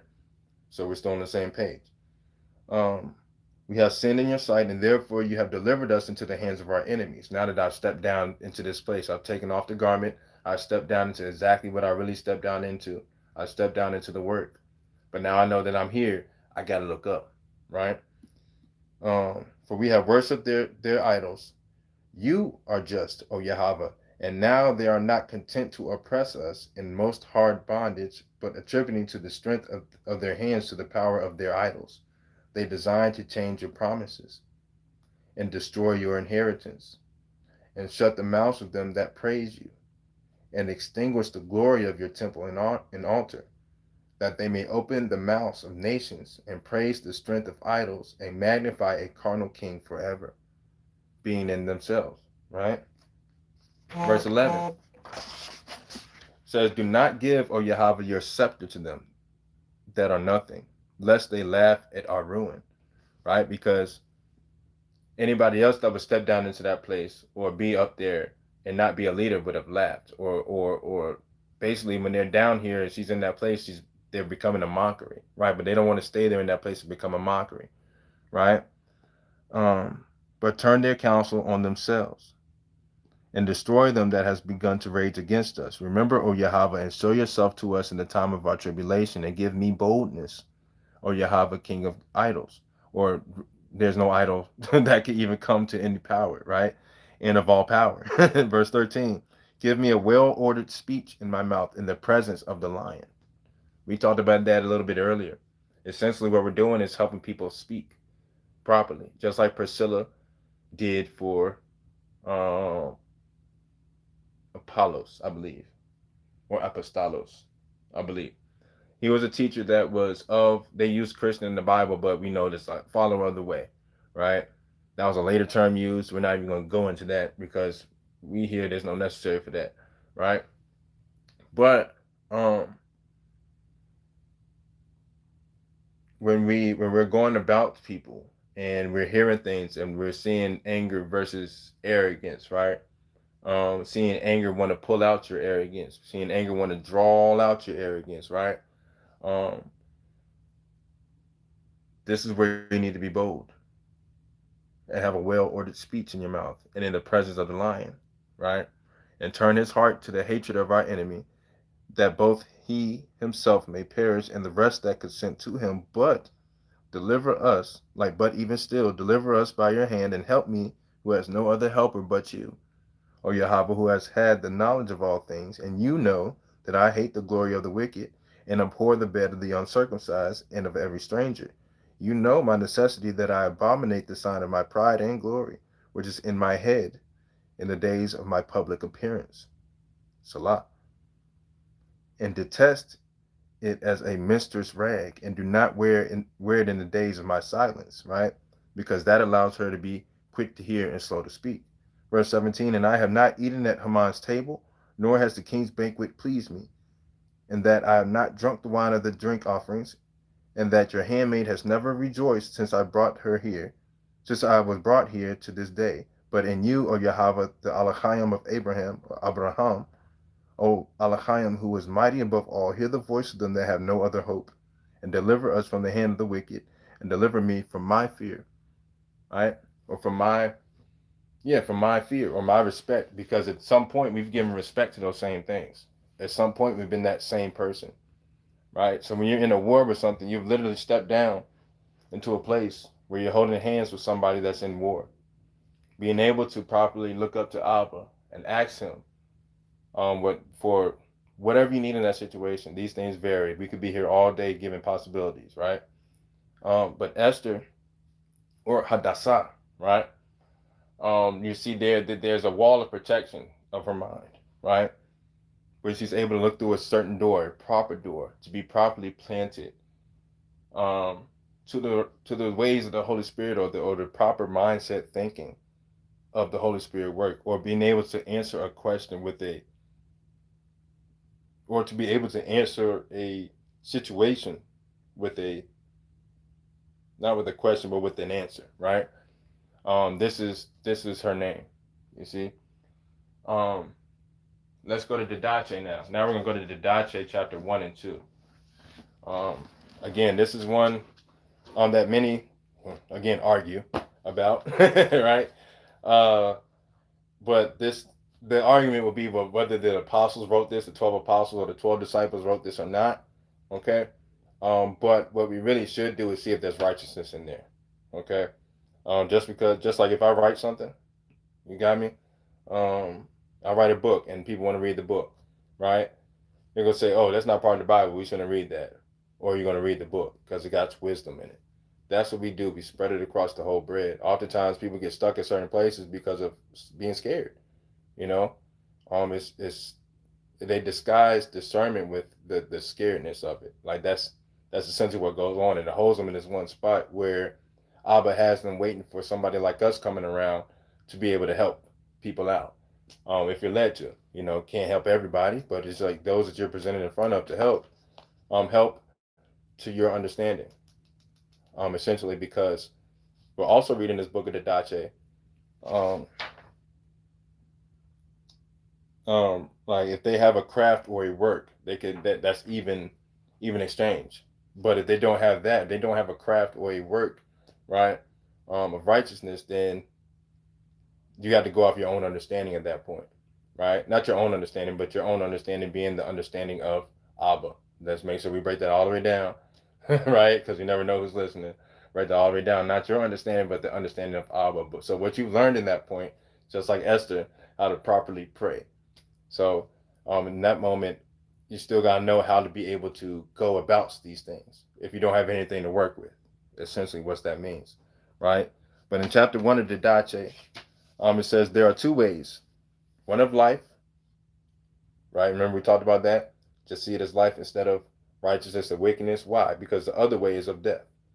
So in the beginning, um, when Abba told Adam and related to Eve, but also told Eve, don't eat of that fruit of that tree, right? Don't eat of that. Don't even worry about that because that's gonna confuse you. And what the adversary say, or whoever was against that message, right? Because it's a legion. It's not one specific, but it's a legion work. The legion work is called that name. Okay, that's their work. All right. So whatever aspect, whoever was taking over, quote unquote, right, and came to Eve with that information or that fruit from that tree, um, he says, surely you won't die. But there's one way. There are two ways: one of life, one of death. So if you see it all as life, you're good. But if you see it as righteousness or wickedness, you're dying in the mind because you've blocked off something. You put yourself into confusion. You put yourself into worry. You put yourself into disclaimers. You see, um, being able to hold it all together, knowing that this is life. And when you have family around, Tada, for real, from earlier too, Tada, because we be in the same library, so we be in the same thought. But it's like you need family around like that too. So in that moment, you're able to, because Abba sets people in those places. When we're walking amongst the garden, right? Abba sets people in those places for you to see in real life, real time. Just like I was talking about this, notes all over the place. Like, look at this. I'm not lying, y'all. I'll be writing all over. But there's no there's no way that I've seen that I'm allowed to see right now to this point of bullet point lesson or bullet point study, right? You got to see it as life. You got to let life, because if you don't let life, you're gonna see things as death. You're gonna see things as vain. Essentially, that's what that tree or that fruit or that word from that person told, or animal or being or whatever may have you, right? Something living told something else living that surely you won't die. You see, because if we just go to life, we could break it all the way down to what it is. It's something living. It's life. He breathed the breath of lives into Adam. Then Adam listened to somebody that his wife listened to, and instead of saying, "Hey, babe, we shouldn't be listening to none of that," yeah, don't even put that in my mind. Go ahead and we gonna pray and forgiveness, whatever, right? Instead, he received it. So now he sees death. Literally. At one point, he only saw life because of what was breathed into him. And then he saw death. That was the difference. The knowledge of good and evil is death. It's death to the mind. If it's just life, you just understand it as life as a whole, as Abba is. I love ba'ait, I love. The way of the source of thinking going into one house, one mindset, or coming out of put into a righteous place. So when that person of another house finds that righteous place, they're able to find source. They're able to find Abba. Allah, ba'ait, Allah. So again, the Father puts information into a dwelling place, just like a dwelling place of where David went to and stuff like that, or a ba'ait, a cave, or we also saw is a tent, like the tent makers of Priscilla and Aquila, right? No, Aquila being a tent maker, Priscilla being a literary genius, right? But those are the two ways. All right, so to keep reading, there are two ways of life. There are two ways, one of life and one of death. And there's a great difference between two ways. The way of life is this. First, you will love Al-Hayim, or what is spoken to be in existence for your life, who made you. Secondly, your neighbor as yourself. And whatever you would not have done to yourself, do not do to another. Now, the teaching of these words is this. Bless those that curse you, pray for your enemies, and fast for those that persecute you. For what credit is it to you if you love those that love you? That's easy, right? Do not even the heathen do the same? Facts. But for your part, love those that hate you, and you will have no enemy. So that doesn't mean somebody punches me in my jaw and I say, I love you. Unless that's my brother, then I'll be like, hey man, we got one more time. Then we're gonna have to tussle. But that's saying like you gotta love the alachayim, or what was originally spoken into a person. right? That's what you're loving. That's who you're forgiving. Oftentimes, somebody has messed up, right? This goes very deep. So I'm not going to go too far with this because people have gone through many different experiences, right? But what I'm saying is, on the basis of life, the original intent of the life was righteousness, the righteousness of a child. You see, in malice, be a child, not requiring sincere milk, but being able to just get through and not even have a fault or hold a fault against anybody because, you know, a child. You know what I'm saying? And fast for those that persecute you. So fasting is just removing yourself from that situation and giving thanks to Abba, right? So in that moment, like, this is the second time. The last time it happened, I think it was Godvat. I think no, it's Dan. This Dan's the last time this happened. But just sitting here right there, and I'm like, okay, Abba, I know I can't stop this. I want to just go for a walk right now, but what I can't do that, right? So now um I'm fasting. I'm taking myself away, right? Because I know that that work was supposed to get me to stop this.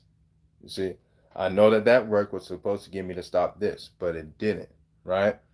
It made me go further. So I fasted from the persecution so I can keep on going and stay with that's life, you know. Let's keep going.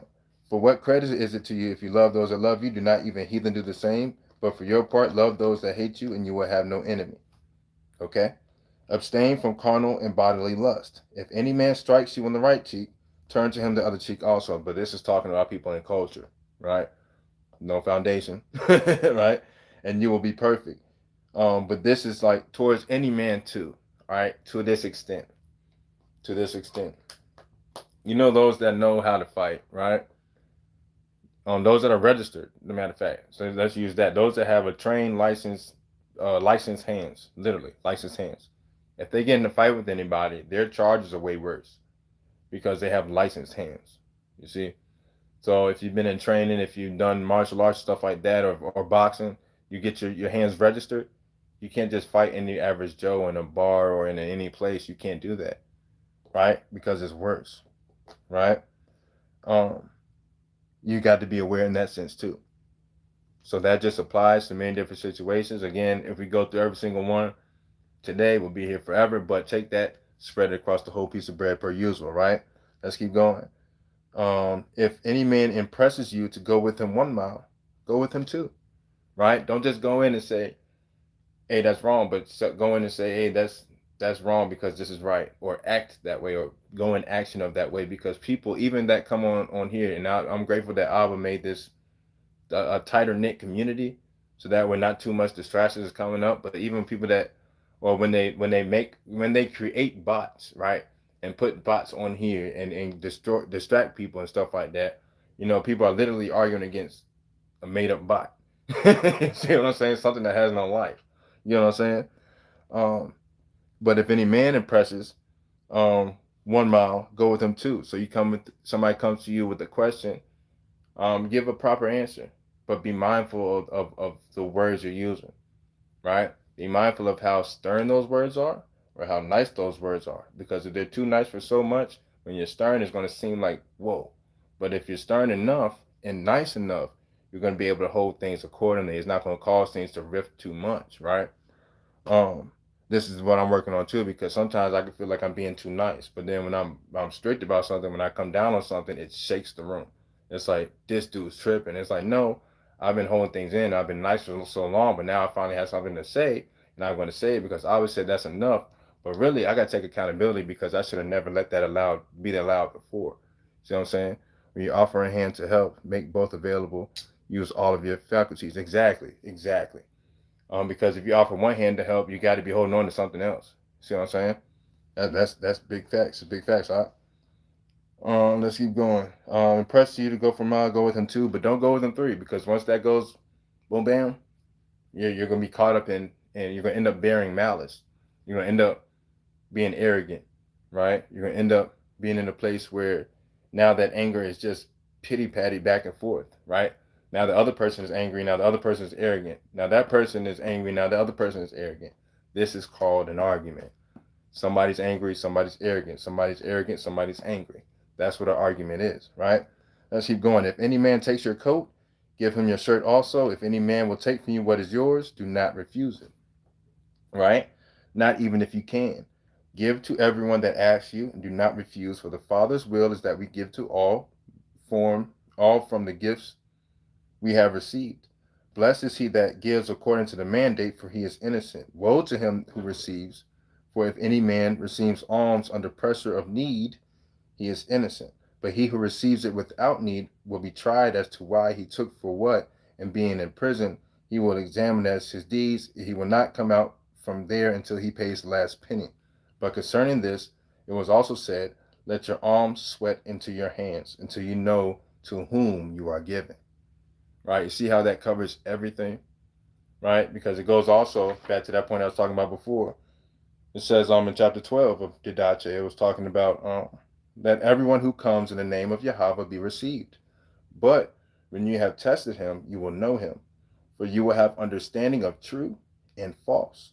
If he who comes is a traveler, help him as much as you can, but he will not remain with you more than 2 days, or if need be, 3. And if he wishes to settle among you and has a craft, let him work for his bread.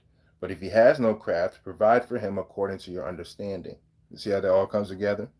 Greed is definitely a social crime, for sure. Overextension is zealotry. Do your part and leave it there. Yeah, facts. Facts. Like, overzealotry is definitely a warning sign of idolization. For sure. For sure. Um, of a person. Like when you're going against yourself so much, what is that you're doing to, or what is that you're creating of that person?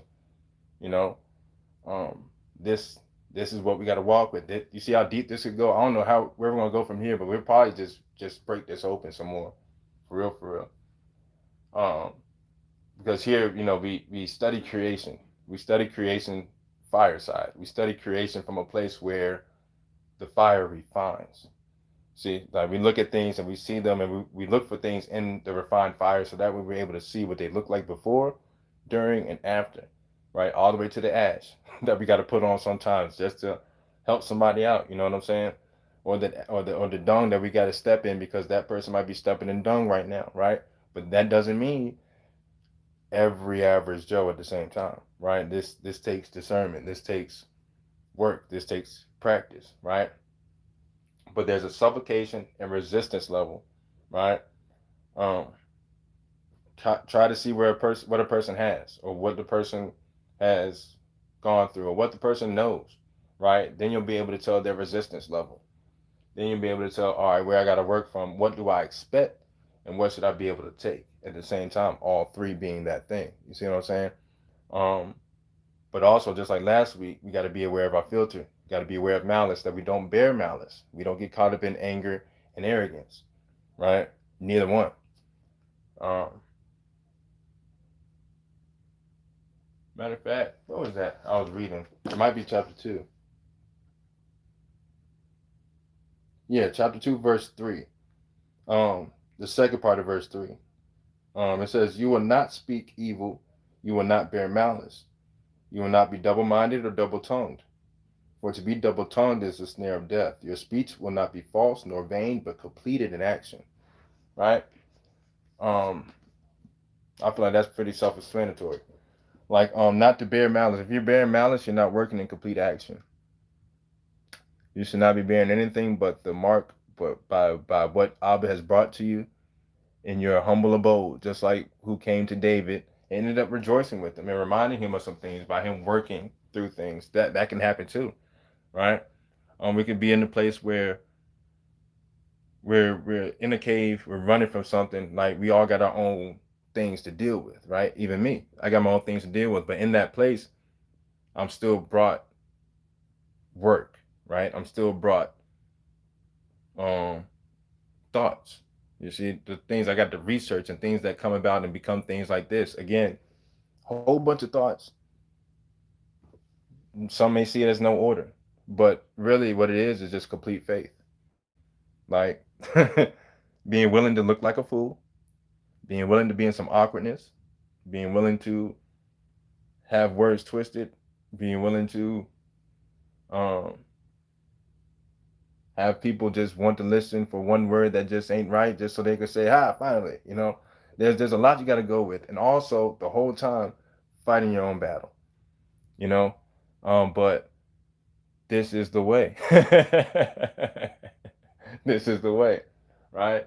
So this is why it's also important that you don't just go that far for any and everybody. You can't. Like, um, it's got to be some discernment in there. It's got to be. Um, and in the beginning of chapter 3, it says, "My child, flee from every evil man and from all like him." Flee doesn't mean run away. Flee means to quickly separate. Salah. Right? Flee doesn't mean to run away. Flee means to quickly separate. Being able to quickly separate what's going on at hand. Being able to quickly separate what's going on in that said mind. Right? To be able to, what they say in Luke 24, to open their understanding that they might understand the scriptures, to speak them to scriptures. Right? Um, you got to be quick to be able to decipher things. Right? But this also includes the littlest, smallest law. That's where I was talking about before earlier, like me, excuse me, Salakia, from preparing for today, right? I knew I was going to have one when I started drinking water. It happens every time. I try to talk too quick. But, um, that's a lesson. Oh, man. Um, yeah, quickly separating things. Um, you got to be able to decipher. Oh yeah, the littlest law. That's where I was at. The littlest law, the smallest thing, because in self-examination, like I was saying before earlier, I'm Gucci at majority of it. I'm great at majority of it. If y'all don't know what Gucci means, right? That's slang term, but it's some ones that I know about. Like I know what malice is. I know what prudence is. I know what continence is. I know what etc. etc. etc. is. Right? Um, concupence, just having like a concubine and a conscience type of thing combination, right? It's I know that I got you, but when I'm going through life, I'm not really thinking about all that. All I'm thinking about is the major ones: don't steal, don't kill, don't bear false witness, don't be lustful of your neighbor, don't covet your neighbor, right? Things like that. I'm good with those, right? I'm thinking about those, but it requires this. It requires going into more. So like this malice can turn into 2 weeks of things because I'm really taking this thing serious. I really want to be better because once I read it and once I know it, I'm stuck now. I ain't got no choice. Like I can't say I'm ignorant of a thing because I've read it multiple times preparing for today, right? So even still, are we gonna be perfect in it? No, no, but we can be better. We can be better because especially those on this side of things, like we seem like raging animals, like tearing each other apart for real. That's even why I kind of backed off of TikTok for real, because it's like, man, I don't know if people doing this for the right reason anymore. you know, there's a drop a like in the chat or drop this in the chat and stuff like that, and I'm like, what's going on? What's going on? Or somebody saying Saturday's not the Sabbath day, but forgetting what the meaning of Sabbath is rest. You know, people looking at wickedness and righteousness, not discarding either one, but people forget to look at life first. Like this is exactly what happened to Adam. This is exactly what happened to Adam and Eve, or Adam at Izar, Adam at Izar at Asha, right? When she became wife instead of the helping point, right? The helping point could be either this way or that way, right? But the helping point is supposed to be life. You know, it's exactly what happened to Adam. What's happening today? But in the sense of not even everybody's worrying about righteousness or wickedness, right? We know those that have a righteousness is filthy rags. We know that those ain't nobody perfect. Everybody messes up every day. So you call out somebody on something, I guarantee you did 50 million things times that. You know what I'm saying? But now we're casting stones, and it's like we really don't have no right. When people argue astrology, people argue this, argue that. But this is why he says you don't go by solely that, right? All is him. day, night, time. So whichever point in that situation, you could find rest for Shabbat. Like that's it on whatever day you have available. Mine just happens to be Saturday where majority of people have off. You know, that's what it is. And until things become better, until I'm not able to work or toil, my bad. Well, I won't have to toil one day, I'll be willing. You know, it's just if that's in his plan, you know. But until then I'm gonna do this. You know, but people forget about life. So quick to go righteousness or wickedness and forget about life. Seeing things as righteousness and wickedness. Now, with the grain of salt, those that have been here the whole time know what I mean by this. Seeing it as righteousness and wickedness is what puts you in malice. Because you done put yourself so arrogant enough to say, well, why did that person do that? Like, have you let them write the day for them? Did they even know better or not? You know what I'm saying? We got to break all these things down so we can never really come off at anybody. This is why I'm so calm. Even when a couple of times when I first started this, and there was somebody that came in and asked if I'm a Zionist, right?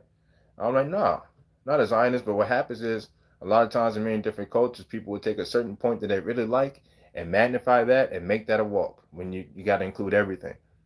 But I didn't call that person out their name. I didn't say what I think that they're thinking. I'm not telling them what they're thinking. You know, I'm not doing any of that because that's righteousness or wickedness. I'm seeing it as life. We speak life. You know, get the bag has become soapbox spiritualism. Exactly, exactly. That's what it is. Like, just like on the other side of things, the rap game and stuff like that. It's just singing depression. You know, that's it. Like I'm tired of hearing it. I'm good on hearing it. It's just depressing. And people wonder why they get into their mindsets and want to do this and want to go there, want to have this, want to go that. You're in depression. You don't put yourself in depression as soon as you hit play. Like it's literally what goes into your ears and what has been seen by the eyes that work your mind, right? The righteous man has no dark eye. It's what the ears have heard and what the mouth has spoken and what the eyes have seen that gives him a dark eye, right? Because what he heard and what was spoken or what was spoken and what was heard is what his eyes thought he was seeing. So that's what his mind then thought was going on, right? But yeah, the whole getting the bag thing, that's obsolete. That's nonsense. That's nonsense. Um, the point is to like this won't a thing. You know what I'm saying? Not to get too deep, but all this wasn't a thing. It was simply tilling the ground, working together. In the beginning, it tells you about how you should have your gardens and the four corners should be saved for those that don't have any. You know, people have works and stuff like that, but somebody had to be arrogant because they got angry. That's what happened in the beginning. That's what happened when whatever living told at that time Iazar, no, Aisha, yep, about I could be wrong, I could be a little off, just about the time of switching phases, but even back then, like that's what happened. That's exactly what happened. You know, um, that's what's happened to this day. Um, but me knowing what wickedness and righteousness is what helped me see that I need to see life, right? I need to see it as life. And when I heard it, my brother Dorsey, it clicked just like that. I'm like, yep, that's about right. Because when you're in this position and you've been through these things and you've seen all these things, it goes back to that and it clicks. It locks right on in. You see what I'm saying? Um, let's see. And then it makes after all this, it makes the Sermon on the Mount look not crazy. It makes the Sermon on the Mount look even more different now too. After talking about all this, but let me skim over these random notes and make sure I hit everything that I was led to. Um,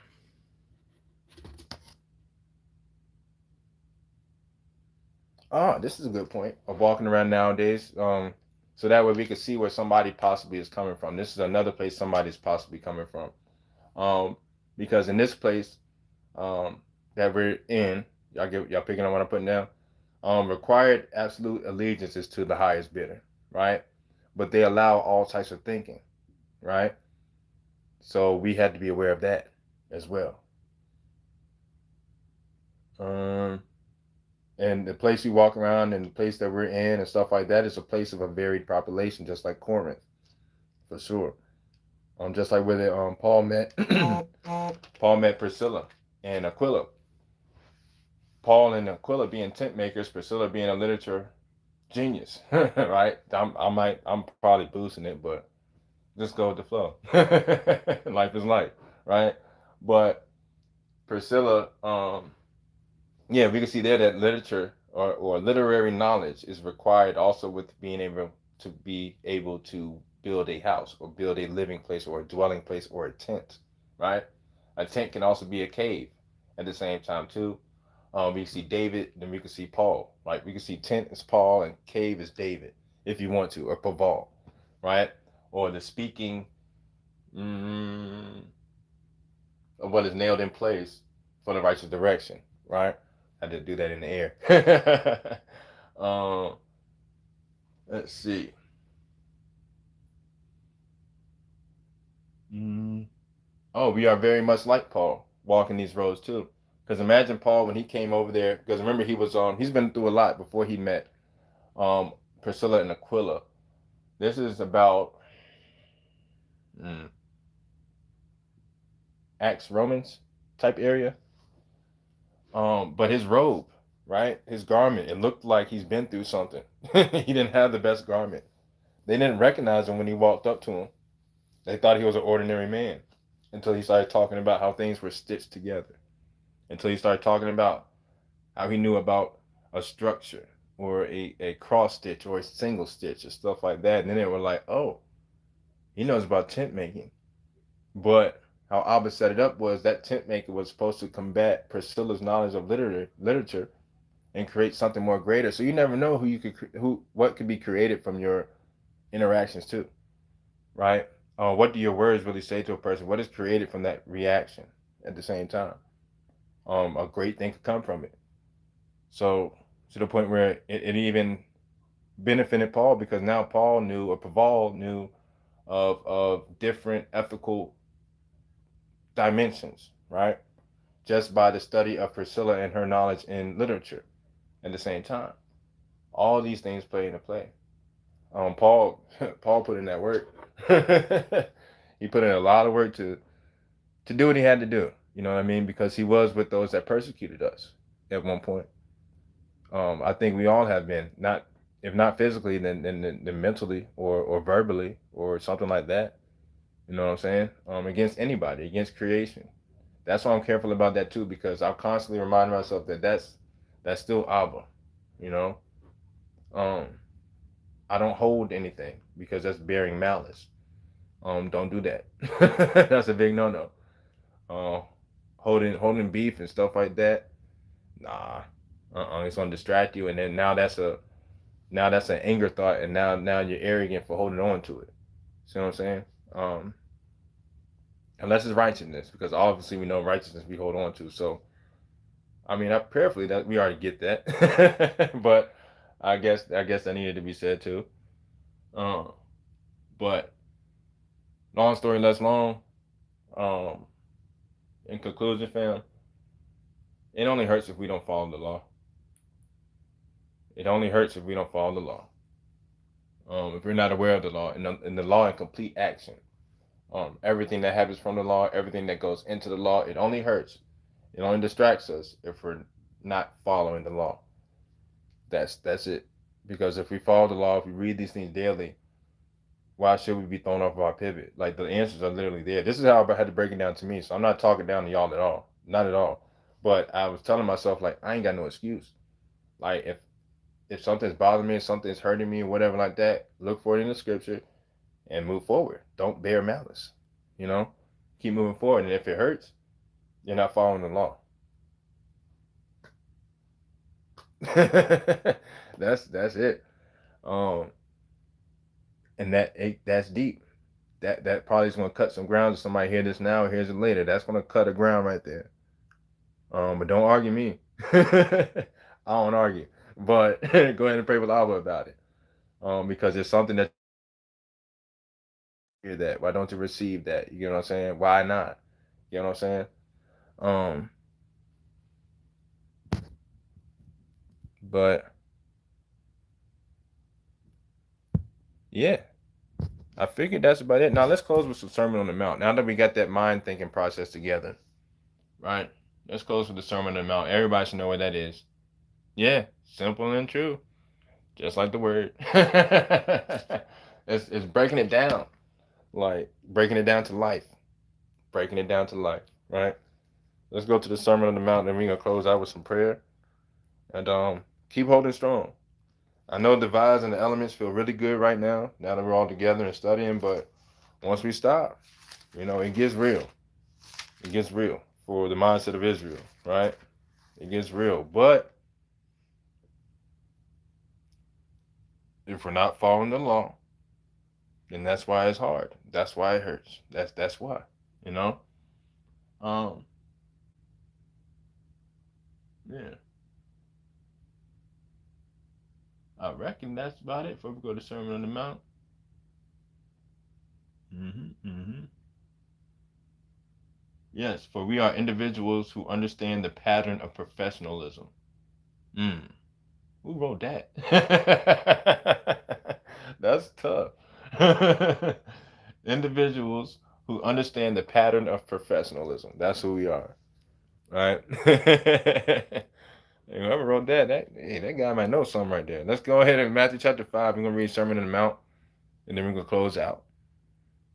Again with the mindset of remember what we read in Esther, how, and then even in Daniel.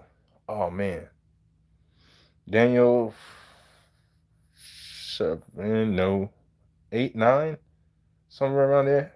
Probably 9.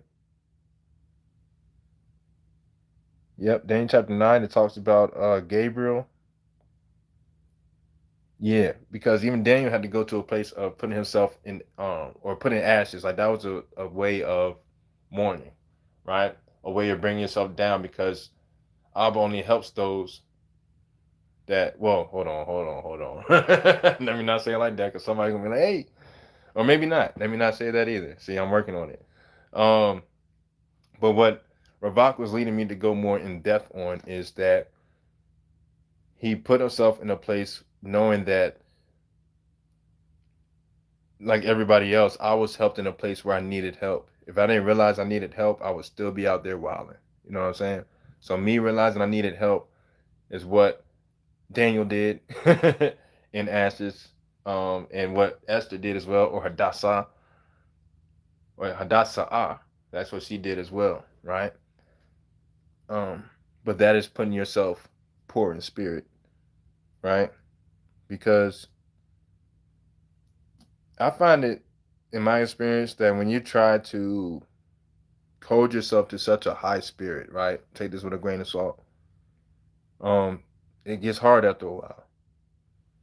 But the relief comes from every now and then becoming a more poorer in spirit, right? Not saying sin, so please let me finish, right? What we had to realize is if you if you're getting tired, maybe it's because you haven't been poor in spirit. Maybe because you've missed something, for whoever that's for. Like that might have something to do with it. Because to always be in a high spirit, let's be real. we all living in the same, or we all view the same things going around. Like let's be real. At some points you need to be poor in spirit. Like, or no, you're going to be poor in spirit. But if you try to be arrogant and fight yourself out of that because, oh no, I ain't gonna be no poor in spirit ever, that's gonna tire you out. That's gonna hold you back. Um, we don't got it all. We don't got it all. Even the word constantly renews, constantly. Like I done read this about malice and what's the name? First Corinthians 14.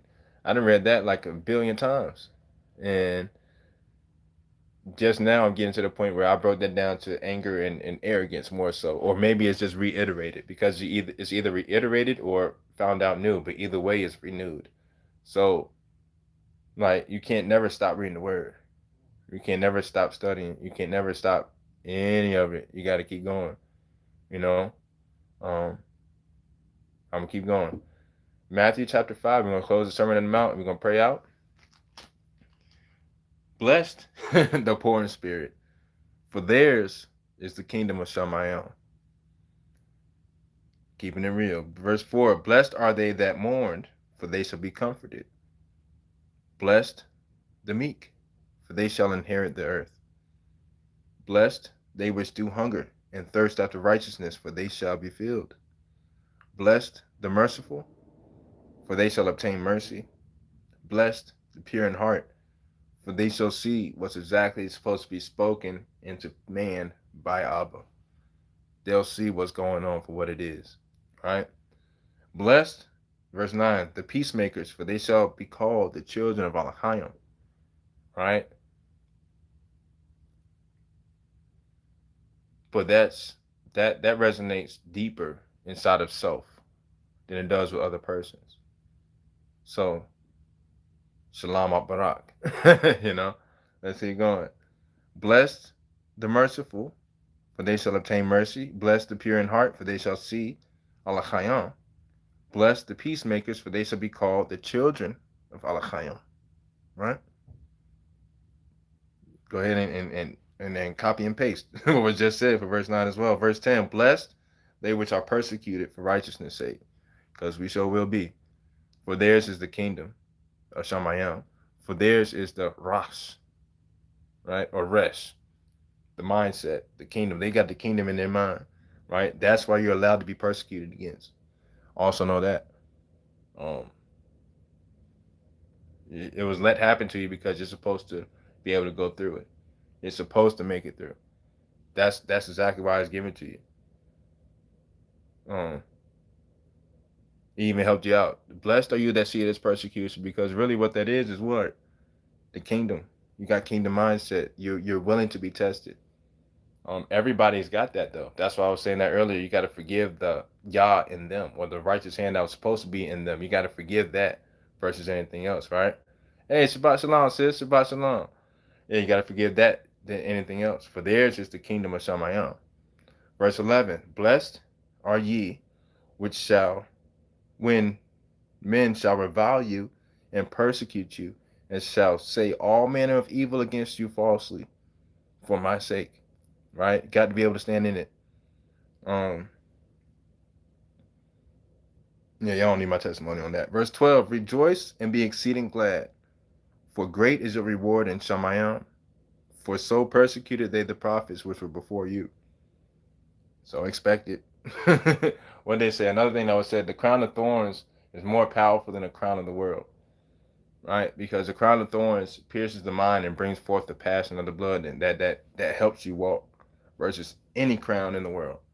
Right? I'd rather be poked and pried and challenged by people, because at least at that point I'm seen as somebody that can be. That means I'm somewhere in that kingdom then. There's a relation to it. You know what I mean? That goes for anybody, spread across the whole loaf of bread. But again, that don't let them pull you into arrogance. Don't let them pull you into arrogance. That hurts worse. That hurts worse. Let's keep going. Verse 13, ye are the salt of the earth. But if the salt have lost its savor, wherewith shall it be salted? For what purpose? Like I was saying earlier, if I'm not doing this, I don't know. I can't call it, It is thenceforth righteous for nothing, but to be cast out and to be trodden under foot of men. Ye are the light of the world. A city that is set on a hill cannot be hid. Neither do men light a candle and put it under a bushel, but on a candlestick, and it giveth light unto all that are in the house. So what are you giving light to? Resistance level. That's where you're going to. Resistance level. That's what it is. Supplication versus resistance level. So what does that light shine light on? Enlighten? Resistance level. Right? Verse 16. Yeah, let your light so shine before men that they may see your righteous works and glorify your Abba, which is in Shamayim. Again, just a little side note. Abba uses Yavad. Abba uses Yahavah. Abba uses Alachayam. Okay? So that's why the Messiah, Yahashua HaMashiach, even said right there, glorify your Father, glorify Abba, right? Or make imprint your Father, which is in Shamayim, right? And we could stop there, I reckon. Yeah. Um, but how it begins even there for the Sermon on the Mount, it's in chapter 5. It said, "And seeing the multitudes, he went up into a mountain, and when he was set, his disciples came unto him." Right. But what did he do? He went up into a mountain when he saw the multitudes. Right. Going to a place, a high place, a place where you're above what's flowing beneath. Right. But also a place of seclusion, but also a place that's nature. Again, the Messiah followed nature, right? Because how else are you going to get a message across unless you've climbed the mountain? You know, I'm telling you, Hotspot is a smart dude. Oh man, the Abba in your Hotspot is a smart dude. But yeah, I reckon that's about it. No, no, no, no, no, no, no. I told a fib. I'm gonna finish with this, and then we're gonna be finished. So the epistle of Barnabas is another one in the apocryphal text. Um, I think we're gonna go more into this right here. Um,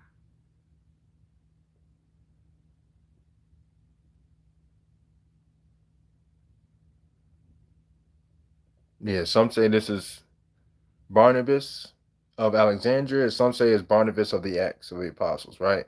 But either way, we're gonna read this right here, right? Um, all right.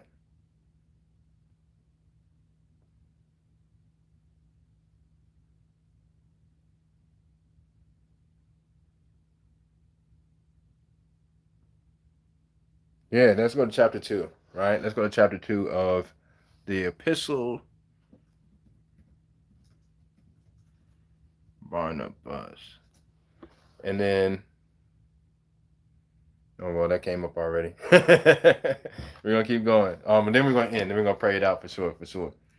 Um, Chapter 2, it says, "Seeing then that the days are evil, and the worker of evil is himself in power, we should give heed to ourselves and seek out the ordinances of the righteous direction. Respect then and patience are helpers of our faith, and long suffering and continence. Remember that word from earlier, the ability to hold restraint. Continence talks about bowels, if you would, um, to prevent something from coming up too soon or get something from dropping out too soon, right? Being able to contain or being able to withstand strong drink, right? Our allies are our allies. Okay, I got a southern drawl. That ain't doing me well.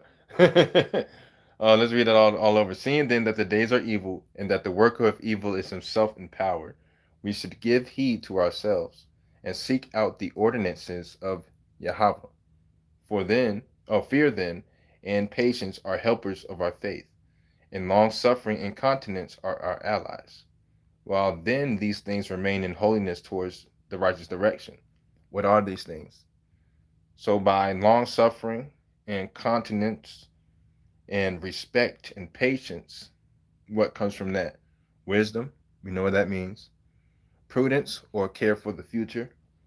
Understanding or standard that you're under.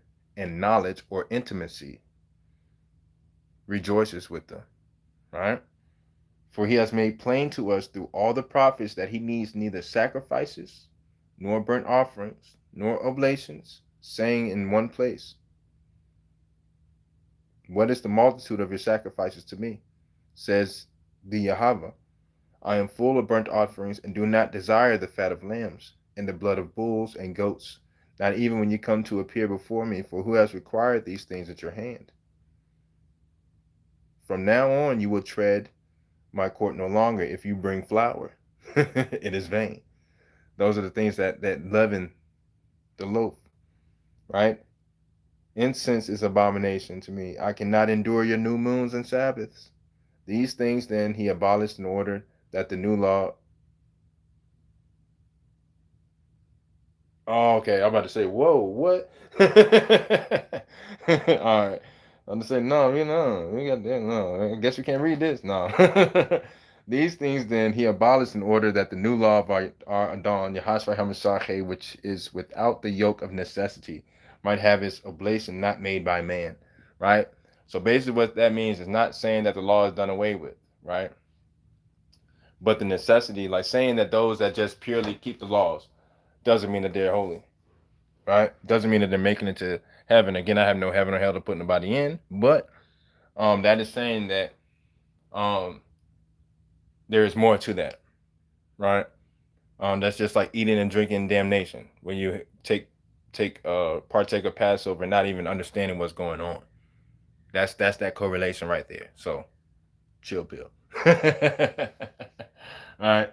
And again, he says to them, "Did I command your fathers when they came out of the land of Kemet to offer me burnt offerings and sacrifices? No, but rather I commanded them this: let none of you cherish any evil in his heart against his neighbor, and do not love a false oath." We should then understand, if we are not foolish, the loving intention of our Father through anything we go through. For he speaks to us wishing that we should not err like them, but seek how we may make our offerings to him. Right? So relating that, sacrifices, burnt offerings, right? It's not it's not what's going to cover your sin. It is the change of the mindset. It is the change of the way. It is simply not bearing malice that gets you. This is not to deduct anything from the laws, because it is true.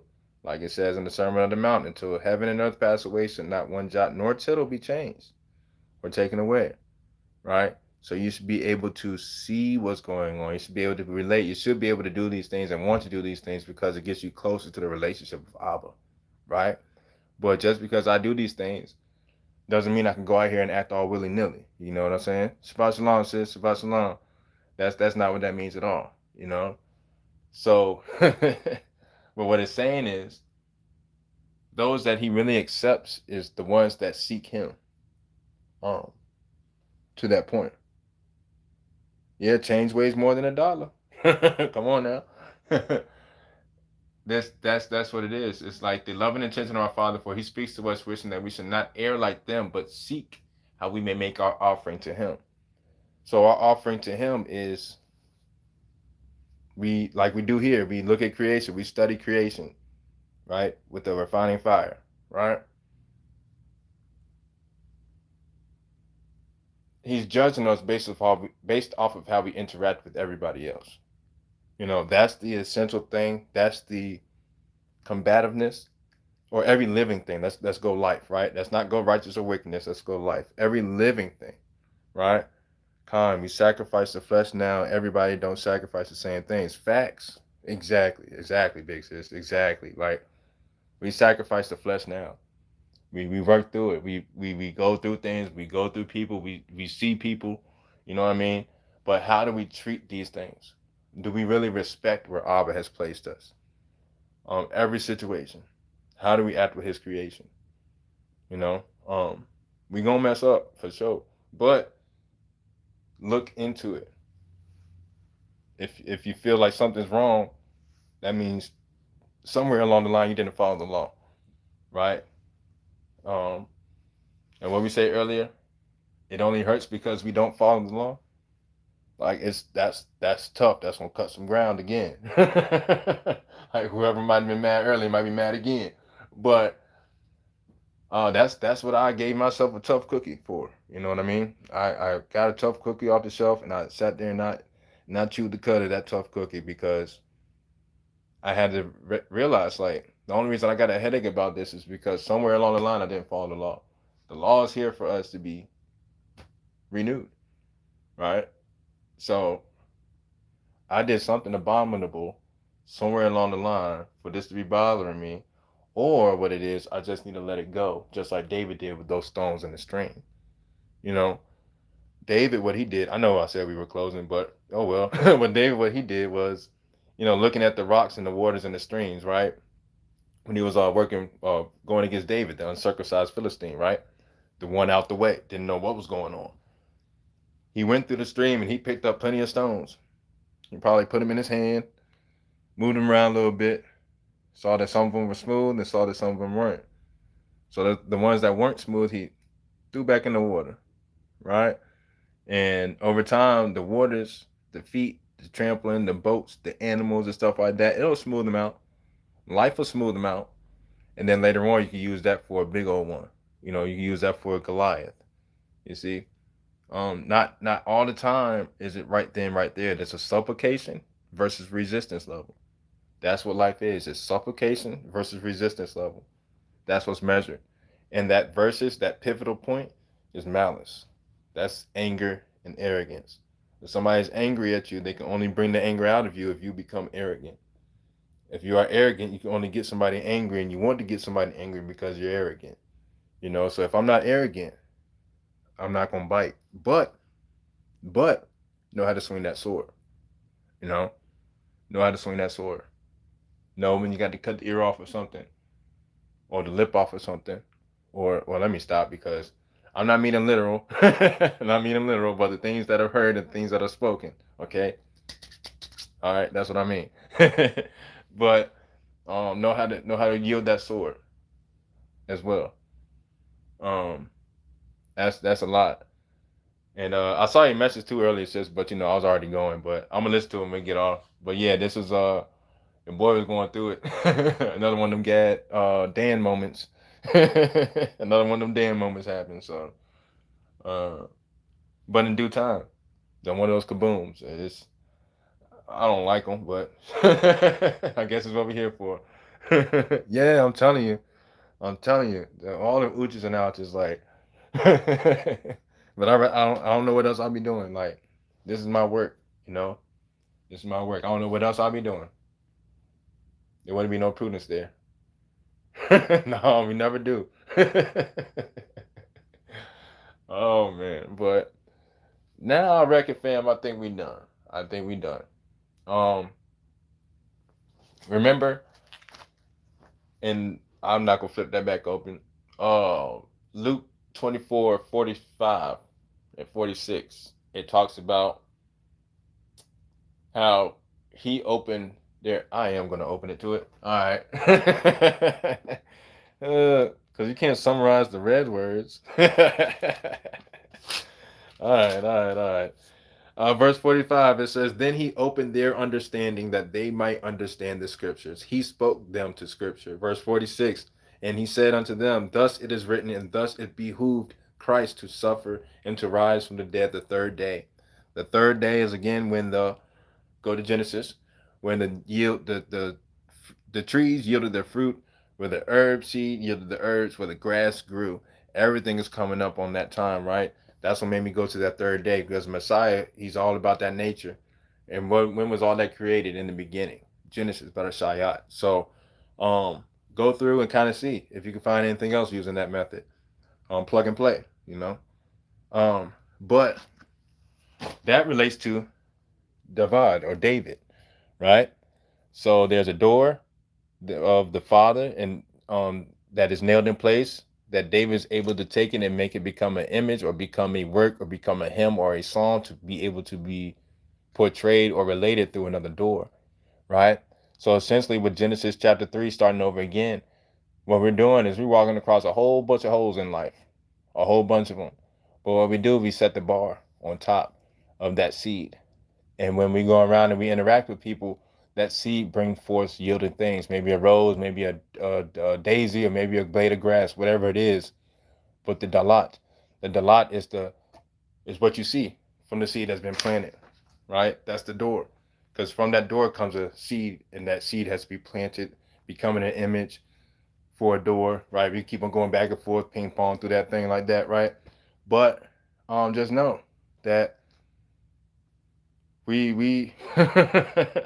we on that threshing floor. Like, we cover up them holes for people. Sometimes that's taking advantage for it, and sometimes we taking advantage of. You know, sometimes it's we're used to being the punching bag, so we get punched on. You know, because we're able to handle it properly. You know what I mean? That happens too a lot. But it's gonna be all right. It's gonna be all right. See nothing as vain. See everything as life. Don't see it as just wickedness and righteousness solely. Because remember in the beginning, Adam and Eve weren't ready for that. Or Adam at Izar at Aisha, they weren't ready yet. Right? But then they had knowledge of that, found the knowledge of it, and then did what? Became confused. Because Abba breathed the breath of lives into Adam. All you had to do was see it as life. But what he told him not to eat that fruit because then you're gonna start seeing it as wickedness and righteousness. He knows that's what it is, but that's gonna throw you off, obviously, right? So see it as life. See it as life. Life gonna life. Um, but we just gotta watch that arrogance, that supplication versus resistance level. Sometimes we the resistance level, sometimes we the supplication. What should our supplication be? Oh man, where's that Bible verse? That might make some sense right there.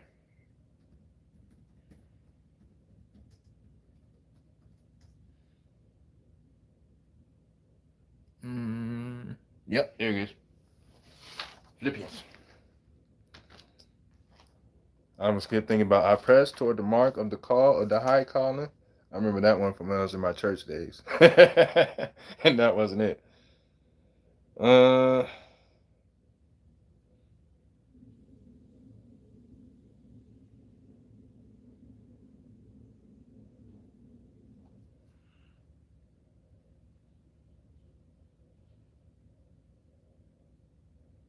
yeah, which is essentially the same.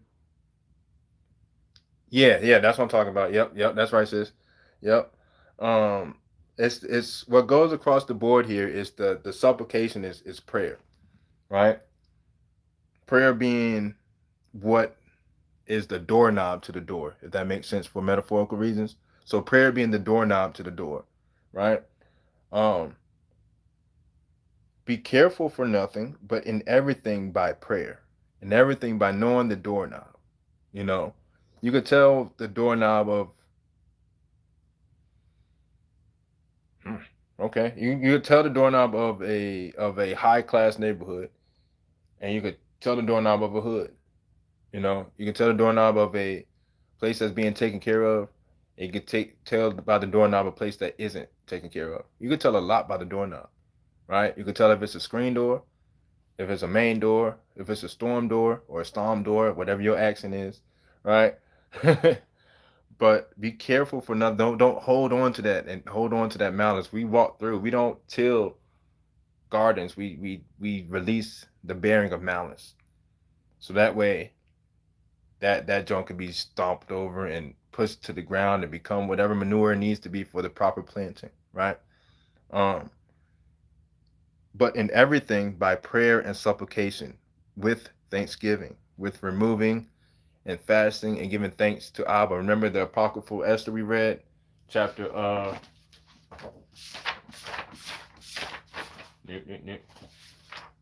chapter 14. It starts at chapter 11. There are additions to what's already there, quote unquote. But chapter 14 it talks about that, right? Thanksgiving. Let your requests be made known unto Alachayim, and peace of Alachayim, which passes all understanding, shall keep your hearts and minds through Yehashua HaMashiach. So that includes through everything he went through everything he thought, through every way he walked. But go that way, you know. One of those things is he had to put on all sin, right? That everybody from now to before could ever do, right? But we still had to go through the same walk, you know. We still had to go through the same points. We still got to be tossed to and fro because if we're not the fulcrum or the pivot point, who's gonna do it? You know, your hotspot came and did already. You know what I mean?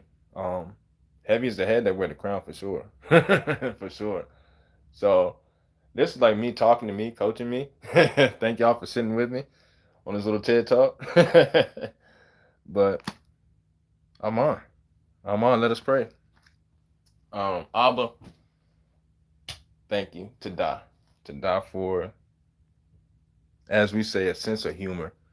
You know what I mean? How I can be caught up in something and try to fight through something and think I got it, but then see I don't got it, but then want to just drop it. But then you're like, I'm gonna end it with a laugh for you, son. You know, at the end of it is laugh and it's love. And as we go through things and we go through life, I thank you for the protection of me and my family and helping us see what we're really here for and respecting where you placed us and showing us that that work won't just done one time, but it is constantly renewed through us. And that's a big bargain. That's a big chunk to bite on right there. But we chew the cud. Um, we eat the righteous things, and we give thanksgiving.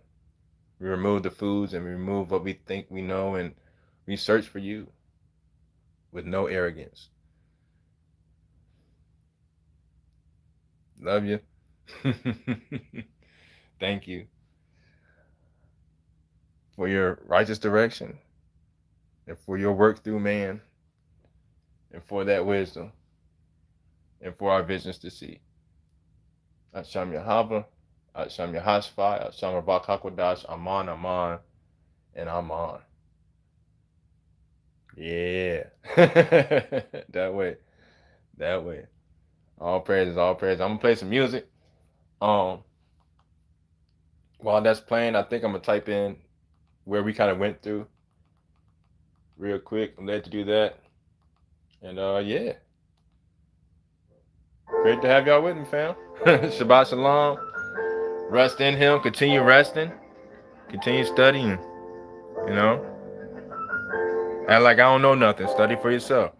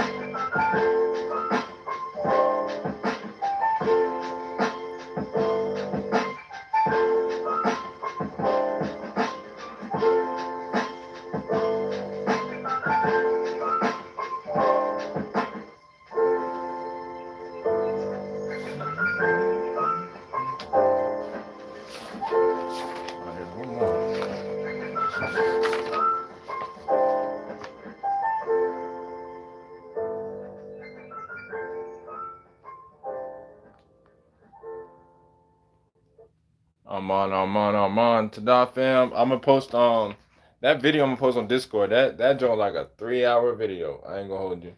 I didn't even finish it. I was going for the points that basically was like resonating with me at the time and place. Something else might resonate more, but I invite all of us to check that out. It's a great watch. Again, don't get caught up on the wickedness and righteousness. Just see it as life. All right. For those that might watch later, that are kind of offended by the caricature or the um, representation color of characters in there. But remember, these people were in Italy and Asia and Rome as well. Oh, the Dante chapter 12. That's what it is. That's what it is. Um, that as well. All right. But to that fam for chilling out with me, for hanging out and hearing out my testimony. I pray that it resonates with y'all and it helps you in whatever ways possible. That this was edifying. Next week we shall go. Uh, yeah, you know it. You know it. That tough day. That well done day. But we next week we're gonna keep going. We might keep going into this. I'm gonna stop even trying to guess and tell you where we're going in next week. I don't know. The 12 patriarchs, that was easy. But now this going back to the OG days, the days of just going through life and giving life lessons, right? But to die fam, to die. Um yeah, until next time. Peace.